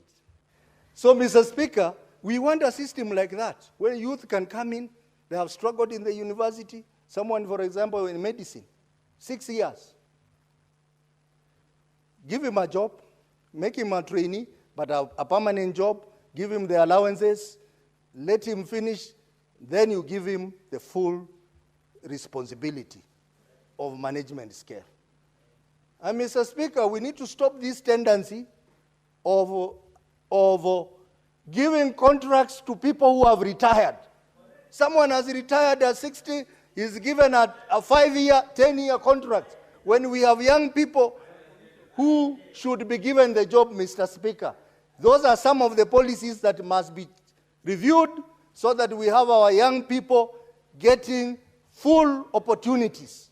And that way, in a large way, we'll be addressing the youth problem.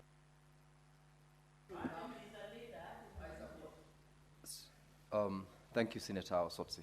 Honorable Senators, we still have got a long queue, and I believe members would wish to speak to this particular motion.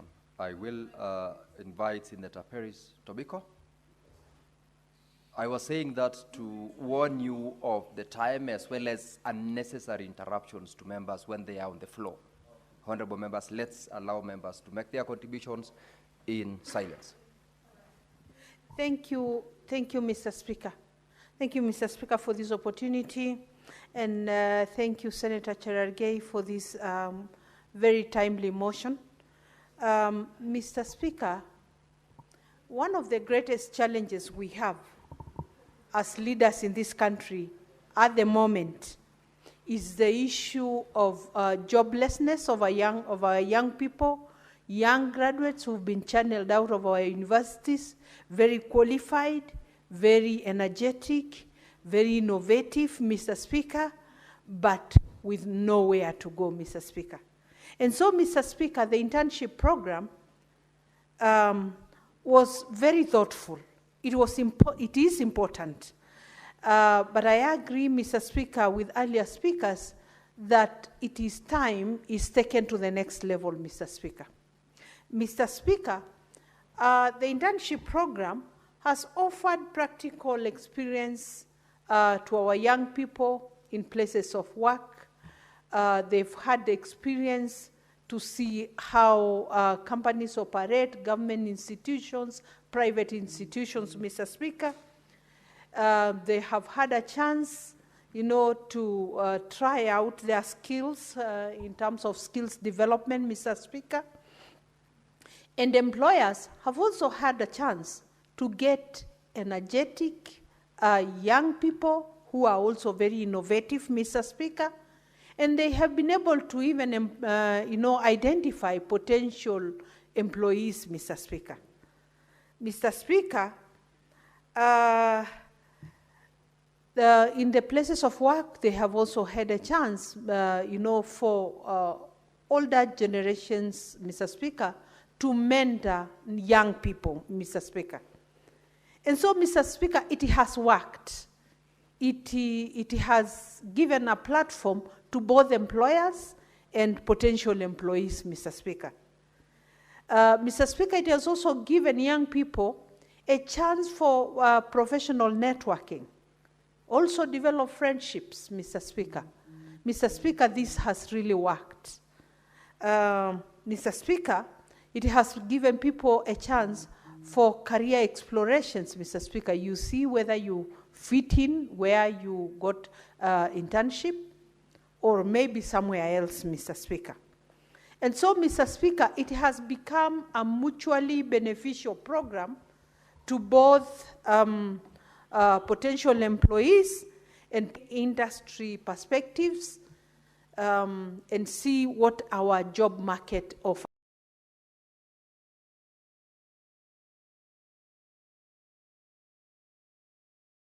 Mr. Speaker. But I do agree with Senator Cherargei that the stipend that has been given to these young people does not assist them, Mr. Speaker, particularly in our towns, in where life is generally, the cost of living is high. So it has subjected these young people, to go to places that would otherwise not be safe for them to operate. Mr. Speaker, you find them living in not very good conditions, Mr. Speaker. So, Mr. Speaker, I do agree and support that the stipend should be improved. That, Mr. Speaker, those very innovative brains should be identified, Mr. Speaker. But even more so, Mr. Speaker, is the bigger question is, after the internship program, where do these young people go? A lot of them go back to their homes. A lot of them become even more miserable after, because they've had a chance to test, they've gotten some excitement of working, and then all of a sudden, they are back in their homes, Mr. Speaker. Mr. Speaker, I would suggest that maybe possibly these young people are given a chance to try various institutions. If today you are an intern in Parliament, you can be given a chance to become an intern in another organization, so that you compare and contrast and maybe be able to identify the right place for yourself, Mr. Speaker. Meanwhile, so that we do not release these students back to oblivion. Mr. Speaker, it is becoming the greatest challenge. And as one of the senators has mentioned, most of these young people are coming back to us, the leaders. Mheshimiwa, I was an intern in Parliament. The internship is over. Please get me a place. So the problem is brought back to the leadership, Mr. Speaker. Mr. Speaker, I would say these young people have contributed well to the economy.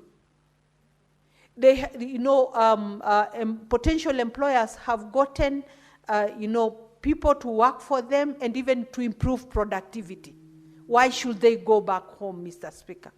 Mr. Speaker, in my opinion, these people should be able to be absorbed by the various governments, our county governments, the national governments, the private institutions. I think this is a problem that is collective for the nation, and we must all address, Mr. Speaker, in one way or another, Mr. Speaker. And one of the most important ways, Mr. Speaker, is that they get absorbed by the various institutions, Mr. Speaker. Because letting them go back home, Mr. Speaker, does not solve the problem. Mr. Speaker, a lot of these young people are also very innovative. And if they were supported with capital after the internship, Mr. Speaker, a lot of them are now able to mirror what they were learning in the, in the various institutions that employed them, and may want to start, their own businesses. They may want to start their own organizations, Mr. Speaker. And so, Mr. Speaker, I think there should also be capital that then can be used to support those who would want to go into private businesses, Mr. Speaker. Mr. Speaker, we have always talked about the digital market, Mr. Speaker. A lot of our people are comfortable with this. A lot of our people are very conversant, Mr. Speaker, with digitization, online jobs, Mr. Speaker. So being supported, Mr. Speaker, then we will not be losing these children back to homes and getting discouraged and getting depressed, Mr. Speaker. And you find some who even lose hope, Mr. Speaker. This program was meant to bring hope, and the hope must not die, Mr. Speaker. And so, Mr. Speaker, I do support that we enhance this program, Mr. Speaker, instead of letting the students go back home. In the interest of time, Mr. Speaker, for those one or two other senators who may want to contribute before time is over, let me cede the floor. Thank you. Thank you, Senator Tobiko. Senator Hamida Kibwana.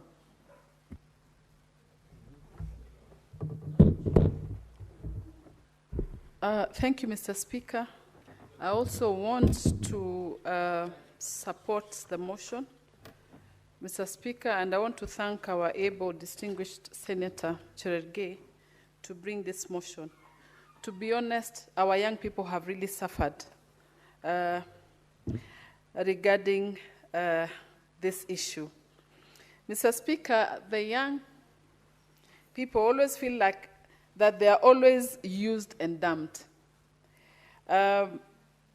Failure, of course, to pay the interns as a stipend, and also, with sustainability, lead them to other things. Mr. Speaker, I want to give an example of, was it last year? And I think I had a statement on that, regarding the young doctors or young nurses who committed suicide due to their, failure to be able to meet their stipend. It was very sad that we have lost lives. Those are the lives, maybe one or two that we got to know. You can imagine others. The young people nowadays,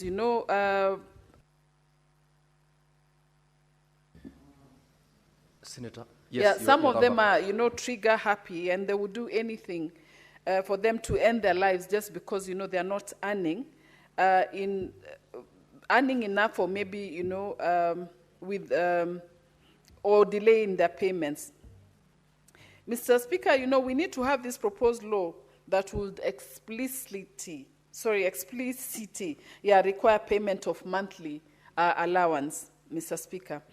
Then we also need, of course, there's also need to have the insurance cover and leave entitlements for these young people, Mr. Speaker. I'm not just speaking about young. I mean, for being an intern, it doesn't look at times at age, but then most of the time we refer to our young people. Mr. Speaker, also, maybe this also, we need to look at the poor supervision of these young people. Their work at times is unlimited work. We overwork them. By the way, Mr. Speaker, the other day I went to Kenyatta Hospital, and I found the young doctors working over 12 hours, around 18 hours. And, you could see the fatigue on their face, and also the nurses. Nurses are also, of course, exploited through some of them who are interns. You find one nurse with about 40 or 50 patients, and that's an intern, Mr. Speaker. The government also are giving the young people limited opportunities. And limited, also, when I talk about limited opportunities, you may find that they always insist on the master's degree, in some organizations. And so you deny others, a chance on an only eligible master degree holders are the only ones who are able, to apply.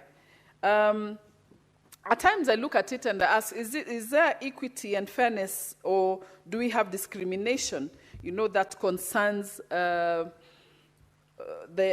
young ones? I was looking at the court ruling the other time, and the court found unfairness. The court, of course, there was unfairness, but dismissed them on legal grounds, which was really unfair, Mr. Speaker. Then I asked myself, does the employment really follow merit, Mr. Speaker. There's always non-discrimination and equal opportunities to many. Equity in success also, Mr. Speaker, looking at do we have equity? Because you may find that maybe the guys from rural areas are regarded as Oshago people, are not given that equal access and are not placed in less desirable roles, Mr. Speaker. People with disabilities, Mr. Speaker, maybe they're not given a chance, and also women at times, you know. These young people should be, Mr. Speaker, I remember, and I was reading somewhere that, imagine Baba, during the Gen Z Mandamano, do you know he used to also send them water? Because he said, hata hiyo, kwenda mandamano ni kazi. And I remember what we used to go through. And he used to send quietly, discreetly water to all of them. You know, because saying, look, these are young people. As much as they may think that hata hiyo vile wanaona wanafanya ni kazi.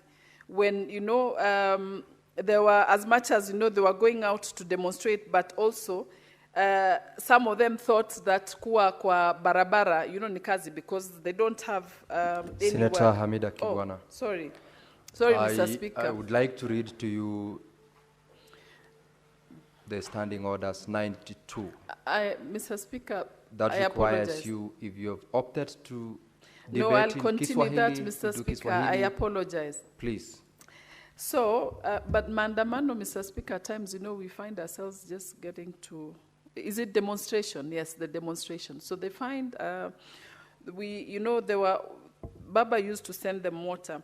Then I'm also wondering, Mr. Speaker, the Hustler Fund, you know, it was supposed to be there to support the young ones, but really, unfortunately, I can see Senator Medho looking at me that, you know, he also wants to contribute on something. But then the last one, Mr. Speaker, on gender sensitivity.